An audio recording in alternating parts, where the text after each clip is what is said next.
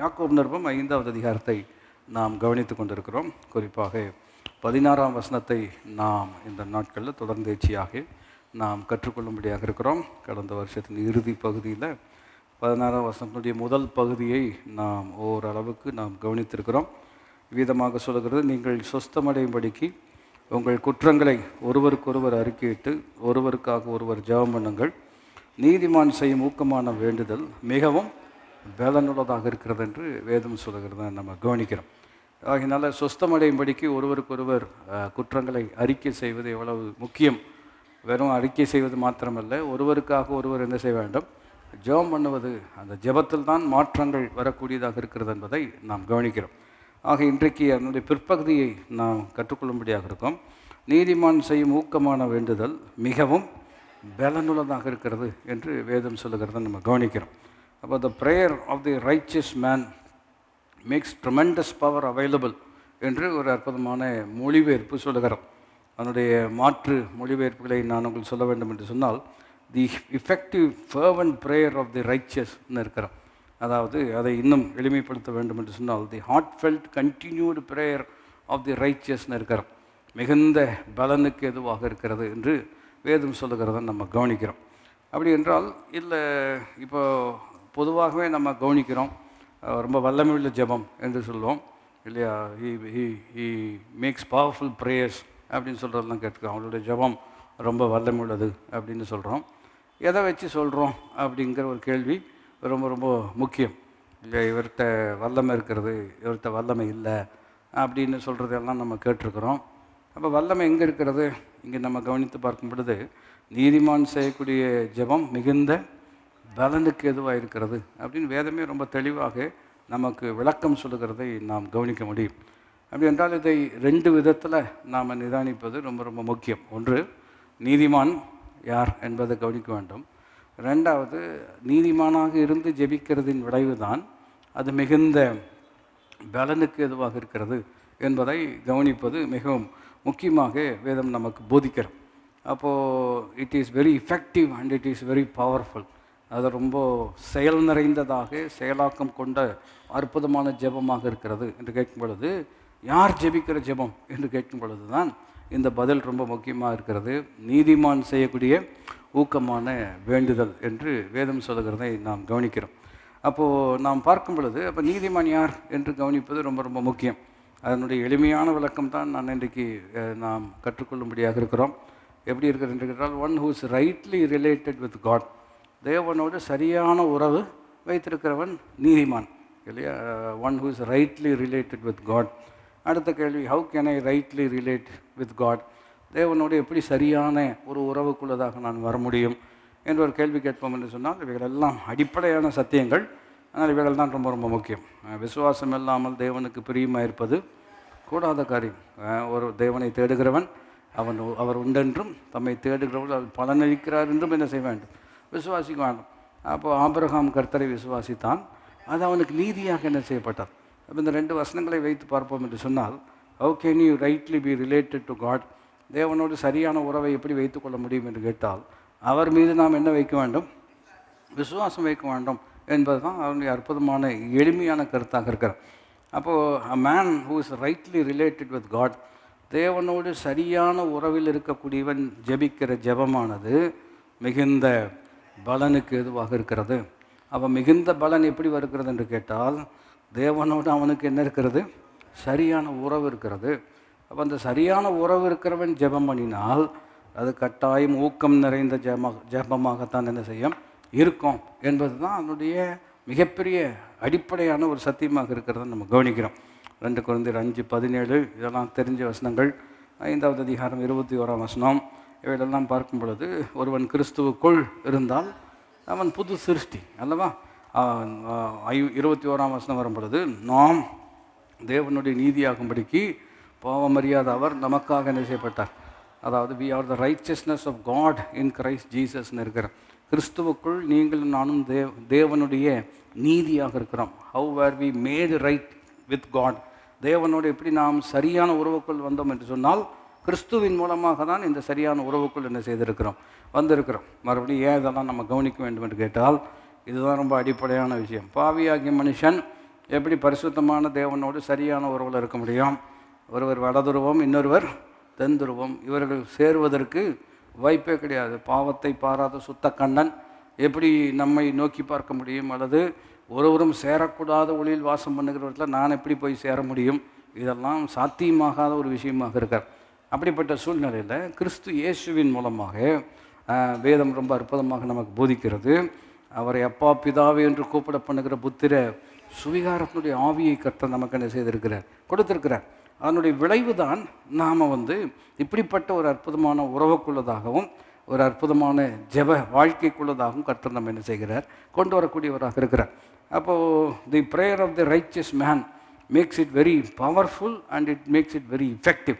அது ரொம்ப வல்லமுள்ளதாகவும் இருக்கிறது, அது செயல் நிறைந்ததாகவும் இருக்கிறது. இதுக்கு எது ரொம்ப முக்கியம் என்று கேட்டால், தேவனோடு அவனுக்கு இருக்கக்கூடிய ஒரு உறவு இல்லை. அந்த உறவின் விளைவு தான் இந்த வல்லமை, அந்த உறவின் விளைவு தான் இந்த பலன், அந்த உறவின் விளைவு தான் இப்படிப்பட்ட ஒரு பலன் அந்த மனிதனுக்குள் என்ன செய்யக்கூடியதாக இருக்கிறது, வரக்கூடியதாக இருக்கிறது. அப்போ இதைத்தான் ரொம்ப அடிப்படையாக நம்ம வைக்கிறோம். இதனுடைய இன்னொரு கோணத்தை நான் உங்களுக்கு சொல்ல வேண்டும் என்று சொன்னால், பாவிகளுடைய ஜெபத்தை கர்த்தர் கேட்பாரா அப்படின்னு கேட்டிங்கன்னா கட்டாயம் கேட்பார். ஏன்னா நம்ம எல்லாருமே ஒரு காலத்தில் எப்படி தான் இருந்தோம், பாவியாக தான் இருந்தோம். இப்போது ஸ்பர்ஜன் பிரசங்கியார் சொல்லக்கூடிய வார்த்தை தான் நினைவுக்கு வருகிறோம். பாவியாக இருக்கும் பொழுது நாம் ஏறெடுத்த ஜெபத்தை கேட்டதின் விளைவு தான் கர்த்தர் நம்மை பிள்ளையாகவே என்ன செய்திருக்கிறார், மாற்றியிருக்கிறார். அந்த மனிதன் ஜோம் பண்ணுறாரோ, பாவியாகி என்மேல் கிருபை ஆயிரும், அதனால் நீ பாவி, உன் ஜெபத்தை கர்த்தர் கேட்க மாட்டார் அப்படின்னு யாராவது சொல்லுவார்கள் என்று சொன்னால், பாவியின் ஜெபத்தை கேட்டால் தான் அவனை என்னவாகவே மாற்ற முடியும். ஆனால் இன்னொரு வசனமும் இருக்கிறது, துன்மார்க்க சிந்தை என் இருதயத்தில் கொண்டிருந்தேனானால் கர்த்தர் என் விண்ணப்பத்தை என்ன செய்ய மாட்டார். இது எந்த நிலையில் வருகிறது என்று கேட்போம் என்று சொன்னால், பாவியாக இருந்து ஜெபத்தை கேட்டதின் விளைவு பிள்ளையாக மாறின பின்பு, பிள்ளையாக இருந்து வேண்டுமென்றே தேவனுக்கு விரோதமான விஷயங்கள் எல்லாம் செய்து அக்கிரம சிந்தை இருதயத்தில் கொண்டு வந்து மனம் திரும்பாமல் வெறும் பாருங்கள் ஜெபம் மாத்திரம் பண்ணினால் அது என்ன செய்யாது, கேட்கப்பட மாட்டாதுங்கிறத நாம் நிதானிக்கணும். பாருங்கள், சவுல் தேவனை தேடினான், கர்த்தர் அவனுக்கு மறு உத்தரவு அருளவில்லை. ஏன் மறு உத்தரவு அருளவில்லை? வசனம் இப்படி தானே சொல்லுகிறது, என்னை நோக்கி கூப்பிடு அப்பொழுது நான் உனக்கு அப்படின்னு சொல்கிறார். ஏன் இங்கே மறு உத்தரவு கொடுக்கல? ஊரிமினாலும் தும்மிமினாலும் அவன் இடத்துல என்ன செய்யவில்லை, பேசலை. கடைசியில் என்ன காரணம் என்று கேட்போம் என்று சொன்னால், அவனுக்கு உணர்வு கொடுக்கப்பட்டது, அவன் செய்தது தவறு என்று சொல்லும் பொழுது அவன் தவறுக்கு ஒருபோதும் மன வருத்தத்தையோ மனம் திரும்புதலையோ அவன் செய்யாதபடிக்கு நியாயப்படுத்தி கொண்டிருந்ததின் விளைவு தான் அவனுடைய வாழ்க்கையில் தேவ சத்தம் என்ன செய்யப்படவில்லை, கேட்கப்படவில்லை. ஏன் இதை இன்றைக்கும் கவனிக்க வேண்டும் என்று சொன்னால், sin will make you insensitive to the voice of God. இது ரொம்ப அடிப்படையான ஒரு விஷயம், புரிந்து கொள்ள வேண்டிய விஷயம். பாவம் செய்தால் மனம் திரும்பினால், பாவம் மன்னிப்பு கேட்டால் கட்டாயம் கர்த்தர் பாவத்தை மன்னிப்பார் என்பதில் மாற்றுக்கிறது கிடையாது. ஆனால் பாவத்தினுடைய குணம் எப்படி இருக்கிறது என்று கேட்போம் என்று சொன்னால், it will make you very insensitive to God's voice.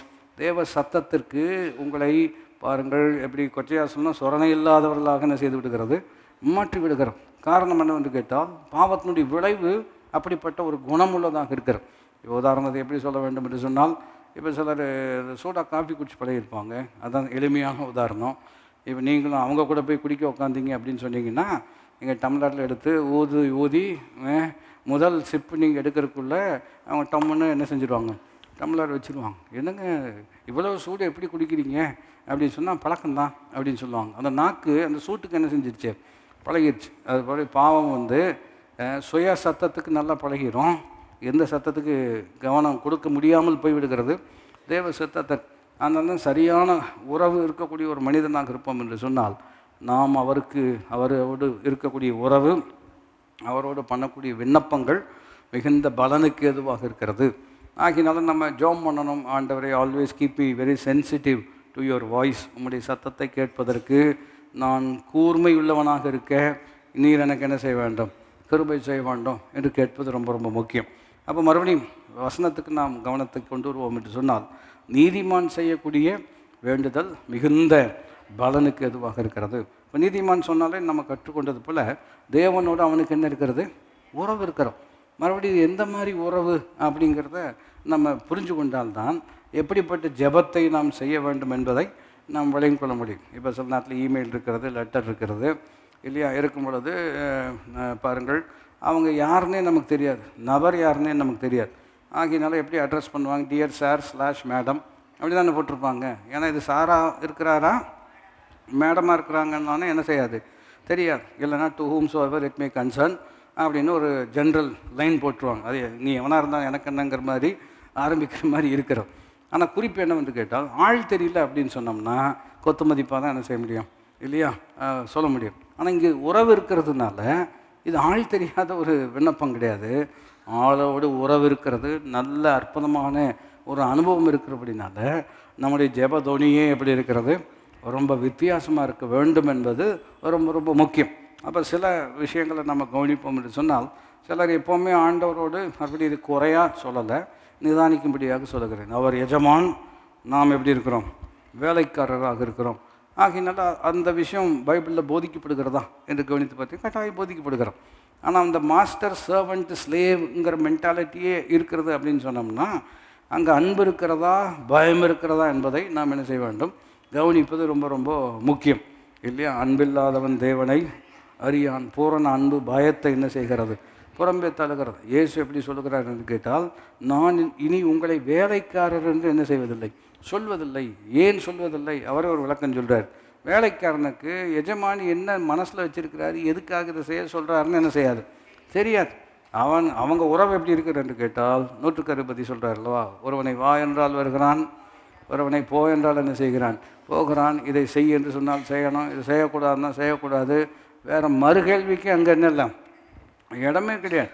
அப்படிப்பட்ட ஒரு உறவு தான் எஜமான், பிற்பாடு அந்த வேலைக்காரன் என்கின்ற உறவு. அதில் ஒரு டைமென்ஷன் இருக்கிறோம். அதாவது இதை எப்படி உங்களுக்கு சொல்ல வேண்டும் என்று சொன்னால், பாருங்கள், சில நேரங்களில் பாருங்கள், ஒரு தகப்பனாருக்கு அதுதான் பிரதானமான உறவு. அது பின்ன வரும்படியாக இருக்கிறோம். தகப்பன் இருக்கிறாரு, தகப்பனத்தில் மகன் வேலை செய்கிறார். இந்த தகப்பன் மகன்கிற வேலையும் அந்த உறவும் ரொம்ப ரொம்ப முக்கியம். அதே சமயத்தில் அவர் பாஸாக இருக்கிறாருங்கிறதும் ரொம்ப ரொம்ப முக்கியம். இந்த பேலன்ஸ் சரியாக நம்ம விளங்கிக்கல அப்படின்னு சொன்னோம்னா, சில நேரத்தில் தகப்பனாக நினைக்க வேண்டிய இடத்துல பாஸாக நினைக்கிறதும், பாஸாக நினைக்க வேண்டிய இடத்துல தகப்பனாக நினச்சி செய்ய வேண்டியது சரியாக செய்யாமல் போவதற்கும் என்ன இருக்கிறது, வாய்ப்பு இருக்கிறது. நான் சொல்வது எத்தனை பேர் புரிந்து கொள்ள முடியும்? இப்போ உதாரணத்துக்கு சொல்ல வேண்டும் என்று சொன்னால், இப்போ பாஸ்டாகவும் இருக்கணும், அதே சமயத்தில் பாஸாகவும் என்ன செய்யணும், இருக்கணும். இப்போ இல்லை, ஒரு பெரிய பிரச்சனை இருக்கிறது. என்ன பிரச்சனைன்னு கேட்டோம்னா, நம்ம எதாவது கடினமாக சொன்னோம்னா, பாஸ்டர் கடினமாக சொல்லிட்டாரு அப்படின்னு சொல்லிடுவாங்க. ஒரு பாஸாக இருந்து வேலை சொன்னோம்னா, பாஸ்டர் தானே சொன்னார். நான் சொல்கிறது உங்களுக்கு புரிகிறதா? இப்போ இவங்களுக்கு விளக்கம் கொடுக்குறதுக்குள்ளே நமக்கு விடிஞ்சிடும். நான் சொல்கிறது உங்களுக்கு புரிகிறதா? அப்போ கடினமாக ஏதாவது சொல்லிட்டோம் அப்படின்னு சொன்னோம்னா, இது கூட உங்களால் பார்க்க தெரியாதா அப்படின்னு சொன்னோம்னா, பாரு ஒரு விசுவாசிட்டு இப்படியா அவர் பாஸ்டர் பேசுகிறது அப்படி. இப்போ பாஸ்டராக பேசலை, என்னவா பேசியிருக்கணும், இப்போ அதுக்காக என்ன செய்ய முடியும், இப்பொழுது அருமையானவர்களே உங்களுக்கு பாஸாக நான் இப்பொழுது என்ன செய்ய போகிறேன் அப்படின்னு சொல்லிவிட்டு என்ன செய்ய முடியாது. நான் சொல்ல விளங்கிக் கொள்ள முடிகிறதா? அப்போ குறிப்பு என்னவென்று கேட்டால், இது ஒவ்வொரு டைமென்ஷன் இருக்குது, அதனுடைய ஒரு முக்கியமான கோணம் இருக்கிறது. ஆனால் what is the over riding relationship, அதான் ரொம்ப நம்ம கவனிக்க வேண்டிய முக்கியமான விஷயம் இல்லையா. அது நம்ம பார்க்கும் பொழுது சில நேரத்தில் எப்படி நம்ம ஆண்டவரை கூட உறவை சிலர் நினச்சிக்கிறாங்க அப்படின்னு சொன்னோம்னா, அவர் ஒரு இன்ஸ்பெக்டர் மாதிரியும் நம்ம அவரை இம்ப்ரெஸ் பண்ணணுங்கிற மாதிரியும் ஆகி போயிடுது. சில நேரத்தில் அவரை எப்படியாவது கவர்ந்து இழுத்து நமக்கு வேண்டிய விஷயத்தை அவரை செய்ய வைக்கணும். இது எப்படி இருக்குன்னா, அந்த ஐஎஸ்ஓ இன்ஸ்பெக்ஷன் வருவாங்க ஸ்கூலுக்கு, ஞாபகம் இருக்கிறதா?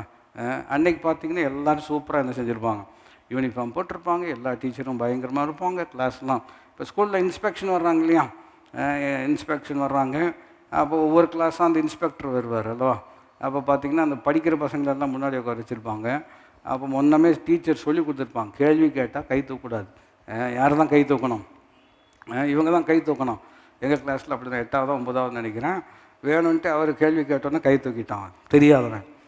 இவரை ஒன்று வழி பண்ணணும்னு சொல்லிட்டு கையை தூக்கிட்டு தமிழ் தாய் வாழ்த்து பாட சொன்னார். 2 லைனுக்கு அப்புறம் வேணும்னு நிறுத்திட்டான். அப்புறம் தமிழ் வார்த்தையருக்கு என்ன சொல்லுவாங்க, ஏங்க இதுவும் கூட உங்களுக்கு சரியாக அவனுக்கு நல்லா தெரியும். நான் சொல்கிறது உங்களுக்கு புரிகிறதா? அப்போ இது எப்படி இருக்குதுன்னு சொன்னோம்னா, இன்ஸ்பெக்டர் கர்த்தர் வந்தார், அவரை எப்படியாவது நம்ம என்ன செய்யணும், இம்ப்ரெஸ் பண்ணணும். எப்படி இம்ப்ரெஸ் பண்ணலான்னு நினைக்கிறீங்க அப்படின்னு சொன்னோம்னா, சத்தம் போட்டால் அவர் என்ன ஆயிடுவார், இம்ப்ரெஸ் ஆயிடுவார். இம்ப்ரெஸ் ஆகி நம்ம கேட்குறத கொடுத்துருவார். இது மறுபடியும் ஆண்டவருக்கும் நமக்கும் உள்ள உறவே இது சரியில்லை. காரணம் இது எங்கே இருக்கிறதுன்னு கேட்டால், இந்த பாகால் தீர்க்கதரிசிகள் இருக்கிறாங்களோ அவங்க தான் இந்த மெத்தட் யூஸ் பண்ணுறான். ஃபஸ்ட்டு அமைதியாக சொல்லி பார்த்தாங்க, ஒன்றும் நடக்கிற மாதிரி தெரியல. ஆகினால என்ன செய்ய ஆரம்பிச்சிட்டாங்க, பயங்கரமாக சத்தம் போட ஆரம்பிச்சிட்டாங்க. அப்பவும் ஒன்றும் நடந்த மாதிரி தெரியல. அப்புறம் என்ன பண்ணிட்டாங்கன்னா, தங்களை வருத்தி கொண்டார்கள். சொல்லுங்கள், தங்களை என்ன செய்தார்கள்? வருத்தி கொண்டார்கள்னா இல்லையா, கத்தி எடுத்து என்ன செஞ்சுக்கிட்டாங்க, தங்களை கிழிச்சுக்கிட்டாங்க. எதுக்கு இதெல்லாம் பண்ணுறாங்க அப்படின்னு சொன்னோம்னா, இதையெல்லாம் பார்த்தாவது கடவுள் நமக்கு என்ன செய்வார், நமக்கு பதில் கொடுப்பாரு. அமைதியாக கேட்டால் அவரெல்லாம் வேலைக்கு ஆகாது. அதனால் என்ன பண்ணணும், சத்தம் போடணும். சத்தம் போட்டும் கேட்கலாம் அப்படின்னு சொன்னோம்னா, இது மறுபடியும் இன்னொரு கோணத்தில் நீங்கள் கவனித்து பார்த்தீங்கன்னா, சின்ன பிள்ளைங்க எப்படி தான் பிஹேவ் பண்ணுவாங்க. ஃபஸ்ட்டு கேட்பாங்க, கேட்கலன்னா படுத்துட்டு என்ன செய்வாங்க, உருள்வாங்க. அப்படி நீங்கள் கேட்கலன்னா கையில் கிடைக்கிறதெல்லாம் என்ன செய்வாங்க, தூக்கி வீசுவாங்க. அப்புறம் கிடைக்க வேண்டியது கிடைத்தால், கேட்டது கிடைக்காவிட்டாலும் அமைதியாக என்ன செய்வார்கள். நான் சொல்கிறது உங்களுக்கு புரிஞ்சிருக்குன்னு நினைக்கிறேன் இல்லையா. அப்போ ஆண்டவர்கிட்ட எப்படி கேட்குறது இல்லையா, பயங்கரமாக சத்தம் போட்டு அழுதோம் அப்படின்னு சொன்னோம்னா கர்த்தர் கொடுத்துருவார். Somehow we have to impress him இல்லையா. நாங்களும் வளர்ந்து வந்த காலத்தில் நீங்களும் கேட்டிருக்கக்கூடிய மெசேஜெல்லாம் இருக்கிறது. இப்படியெல்லாம் மெசேஜெல்லாம் கொடுத்துருக்குறாங்க. மறுபடியும் அவங்கள குறையாக சொல்லலை. அந்த நேரத்துக்கு அப்படி தான் புரிந்து கொள்ளுதல் ஒரு வேளை இருந்திருக்கிறது என்று நாம் எடுத்துக்கொள்ள வேண்டும். இப்போ என்ன சொல்கிறாங்க, நீங்கள் போனோன்னே எதையுமே ஆண்டவர்கிட்ட கேட்கக்கூடாது. நல்ல ஒரு 1000 சோத்திரம் போட்டிங்க அப்படின்னு சொன்னீங்கன்னா அவர் அப்படியே குளிர்ந்து விடுவார். அப்படி குளிர்ந்துருக்கும்போது நைஸாக ஒன்று கேட்டோம்னா கட்டாயம் என்ன செஞ்சிடுவார். அவர் என்ன சொன்னால், தொன்மார்க்கனை கர்த்தர் தூரத்திலிருந்து என்ன செய்கிறார், அறிகிறார். நான் சொல்ல விளங்கிக் கொள்ள முடிகிறதா. மறுபடியும் இதெல்லாம் எங்கிருந்து இந்த மாதிரி எண்ணங்களெல்லாம் வருகிறது, காரணம் என்னவென்று கேட்டால், உறவில் என்ன இல்லை, ஒரு சரியான ஆழம் கிடையாது. இன்னொரு ஒரு பிரசங்கியார் சொன்னதை நான் கேட்டுக்கொண்டு இருந்தேன் இல்லையா. அவர் என்ன சொல்கிறார் அப்படின்னு சொன்னீங்கன்னா, நீங்கள் கண்ணீர் விட்டு அழுதிங்க அப்படின்னு சொன்னீங்கன்னா, உங்கள் கண்ணீரை தாண்டி ஆண்டவர் போக அவர் ஒருபோதும் மாட்டார். உங்கள் நின்று கட்டாயம் உங்கள் கண்ணீரை விசாரிப்பார். அவர் சொல்கிற கருத்து ஒரு வகையில் புரிகிறது. ஆனால் நீங்கள் அப்படி தான் கர்த்தர் கேட்பாருன்னு சொன்னால் என்ன பண்ணலாம், நான் சொல்ல விளங்கிக் கொள்ள முடிகிறதா. அப்போது எல்லோரும் என்ன செய்யணும், நல்லா கண்ணீர் விட்டு என்ன செய்ய வேண்டியதுதான், அழுக வேண்டியதுதான். மறுபடியும் இன்னொரு கோணத்தையும் நான் உங்களுக்கு சொல்லும்படியாக விரும்புகிறேன். இப்போ உங்கள் பிள்ளை அழுதுகிட்டே இருந்துச்சுன்னா ஃபஸ்ட்டு வேலை நீங்கள் என்ன சொல்லுவீங்க, நான் சொல்ல கேட்டிருக்கீங்களா, பார்த்துருக்கீங்களா? உங்கள் அப்பா அம்மா உங்ககிட்ட எப்படி டீல் பண்ணாங்க, அப்புறம் நாம் நம்ம பிள்ளைங்கிட்ட எப்படி டீல் பண்ணுறோம். ஏதாச்சும் அழுதுகிட்டே இருந்தாங்கன்னா ஃபஸ்ட்டு அழுகிறத என்ன செய்யணும், நிறுத்தணும். சிலர் அழுக மாட்டாங்க, சினிங்கிட்டே இருப்பாங்க. இது எப்படி இருக்குன்னா, அந்த ஓயாத ஒழுக்குன்னு ஒன்று இருக்கு இல்லையா, நீதிமொழிகளில் அடைமழையும் ஓயாத ஒழுக்குங்கிறது. அதாவது ஒன்று மழை பெஞ்சு நின்றணும், இல்லைன்னா இது எப்படின்னா லொட்டு லொட்டு லொட்டு லொட்டுன்னு அப்படி சினுங்கிட்டே இருப்பாங்க இல்லையா. அந்த சினுங்கும் போதும் நம்ம என்ன தான் சொல்லுவோம், சினுங்கக்கூடாது, அழகக்கூடாது, நிறுத்திட்டு என்ன வேணுங்கிறத தெளிவாக என்ன செய்யணும், சொல்லணும். சாப்பாடு இதுக்கு தான் சினுங்கினியா, நான் சொல்ல விளங்கிக் கொள்ள முடிகிறதா. அப்போ என்ன கேட்குறாங்கங்கிறதும், அப்போ என்ன சொல்லித்தரோம் இல்லையா, உறவு இருக்கிறது. இதுக்கெல்லாம் அழுகணும்னு என்ன கிடையாது. ஒருவேளை அவர் வழியில் இருக்கிறார் அப்படின்னு சொன்னால் கட்டாயம் என்ன தான் செய்வார், அழத்தான் செய்வார். அப்போ நம்ம என்ன கேட்குறோம், அழுகிற நிறுத்து அப்படின்னு சொல்ல மாட்டோம். நமக்கும் புரிந்து கொள்ளுதல் இருக்கிறது அல்லவா, நமக்கும் உறவு இருக்கிறது அல்லவா. அப்போ வழியில் இருக்கக்கூடிய ஒரு மனுஷன்னா உடனே தட்டி கொடுத்து அழாத, தெரியுது கஷ்டம்தான், கொஞ்சம் பொறுத்துக்கோ அப்படின்னு நம்ம சொல்லக்கூடிய வார்த்தைகள் இருக்கிறது அல்லவா. நான் சொல்லுகிறேன், நமக்கே இவ்வளவு அறிவு இருக்கும் என்று சொன்னால் நம்முடைய தேவன் இதை காட்டிலும் பல மடங்கு உயர்ந்தவரும் சிறந்தவருமாக இருக்கிறார். அதனால தான் பைபிள் சொல்ல, ஒரு தாய் தேற்றுவது போல நம்மை தேற்றுகிறார் இல்லையா. மறுபடியும் அதில் நீங்கள் நிதானிப்பீர்கள் என்று சொன்னால், தாய் எல்லா நேரம் ஒரே மாதிரி தேற்றுறாங்களா, கேட்டிருக்கீங்களா? எல்லா நேரம் ஒரே மாதிரி தேற்றுறது கிடையாது. சில நேரத்தில் அணைக்கிறாங்க, சில நேரத்தில் அடிக்கத்தான் செய்கிறாங்க. காரணம் அந்த தேவையை பொறுத்து இருக்கார். எதுக்கெல்லாம், அதாவது மேக்கிங், அதாவது mountain out of a mole ஹில்னு சொல்லுவாங்க. ஒரு சின்ன விஷயத்தை எடுத்து அதை மிகைப்படுத்தி அதுக்கு ஒரு ட்ராமா பண்ணி இல்லையா, சத்தம் போட்டு கூச்சல் குழப்பமெல்லாம் பண்ணி அப்படியெல்லாம் வரும்பொழுது அணைப்பு வேறு விதமாக இருக்கிறது. ஆனால் அதே சமயத்தில் ஒரு மன கஷ்டம், ஒரு மன வலி இருக்கிறது, ஒரு அழுத்தம் இருக்கிறது, வலி தாங்க முடியல அப்படின்னு சொல்லும் பொழுது அப்பொழுது வரக்கூடிய ஒரு அணுகுமுறை முற்றிலும் எப்படி இருக்கிறது, வித்தியாசமாக இருக்கிறோம். நாம் எதற்கு இதை கவனித்து கொண்டு இருக்கிறோம் என்று கேட்டால், நாம் அவரை இம்ப்ரெஸ் பண்ணணுன்ட்டு அவசியம் கிடையாது. எல்லாரும் இணைந்து சொல்லும்படியாக இருக்கிறோம். அவரை என்ன செய்ய வேண்டாம், இம்ப்ரெஸ் பண்ணணுன்னு அவசியமே கிடையாது. அப்போ சிலர் நம்மளை வருத்திக்கணுன்னு அவசியமும் கிடையாது இல்லையா. நிறைய சில இந்த பெனன்ஸுன்னு சொல்லுவாங்க. பெனன்ஸுன்னு சொன்னால் பரிகாரம்னு அர்த்தம்.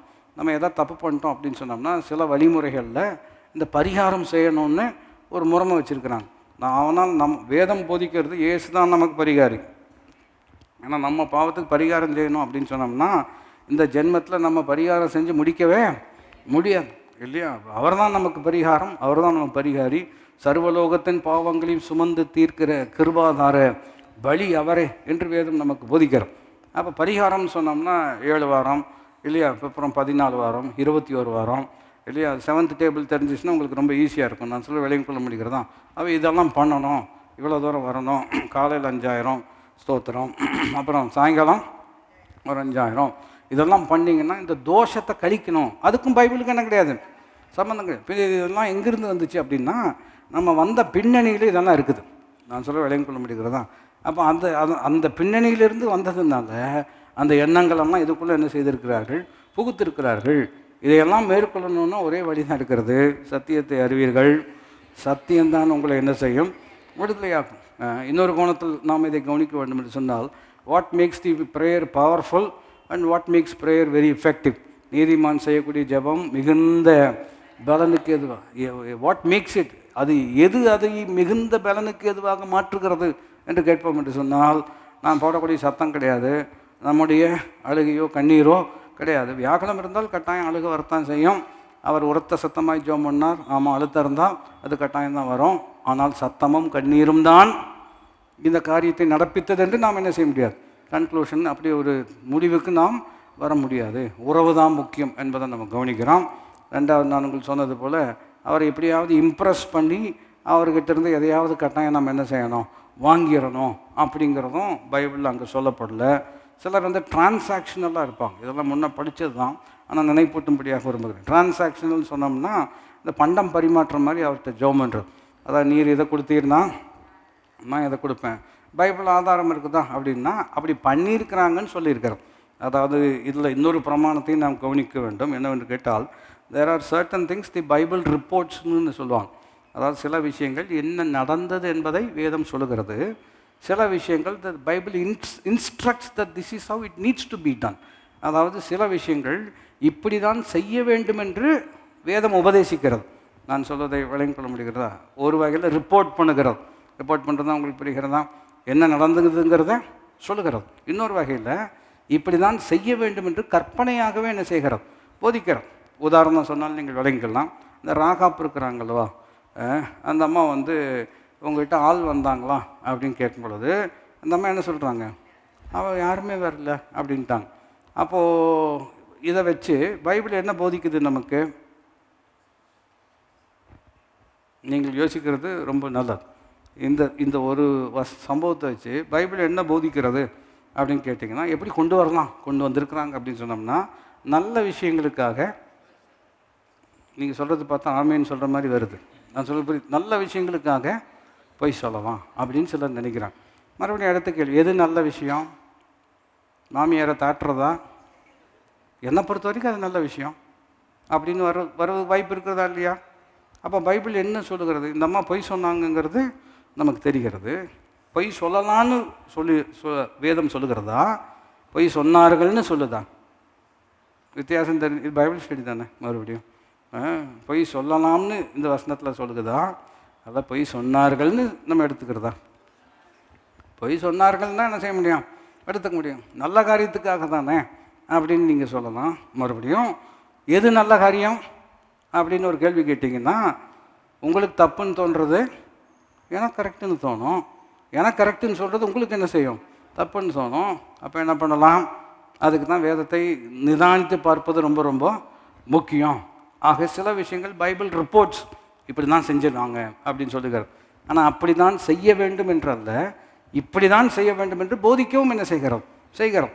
அப்போது யாக்கோபு சொல்கிறார் அல்லவா, டிரான்சாக்ஷனல் மாதிரி சொல்கிறார். என்ன சொல்கிறாருன்னு சொன்னோம்னா, ஆண்டவரே நீர் வந்து சுகமாக என்னை கொண்டாந்து சேர்த்து நீர் என்று சொன்னால் நான் எல்லாவற்றிலும் உமக்கு என்ன கொடுப்பேன், தசம்பம் கொடுப்பேன்னு அவர் சொல்கிறார் இல்லையா? அப்போது இந்த வசனத்தை வச்சு என்ன சொல்லலாம், எப்படி இதை புரிஞ்சுக்கலாம்? நீங்கள் அவர்கிட்ட ஒரு ப்ரீ அக்ரிமெண்ட் போட்டிங்கன்னா தான் காரியம் என்ன செய்யும் அப்படின்னு சிலர் புரிஞ்சுக்கிறாங்க. இதை வந்து பொருத்தனை பண்ணி நீங்கள் ஜோம் பண்ணிங்கன்னா நடக்கும் அப்படின்னா இது எப்படி இருக்குதுன்னு சொன்னோம்னா, அட்வான்ஸ் கொடுத்தீங்கன்னா தான் செய்வாருங்கிற மாதிரி இருக்குது.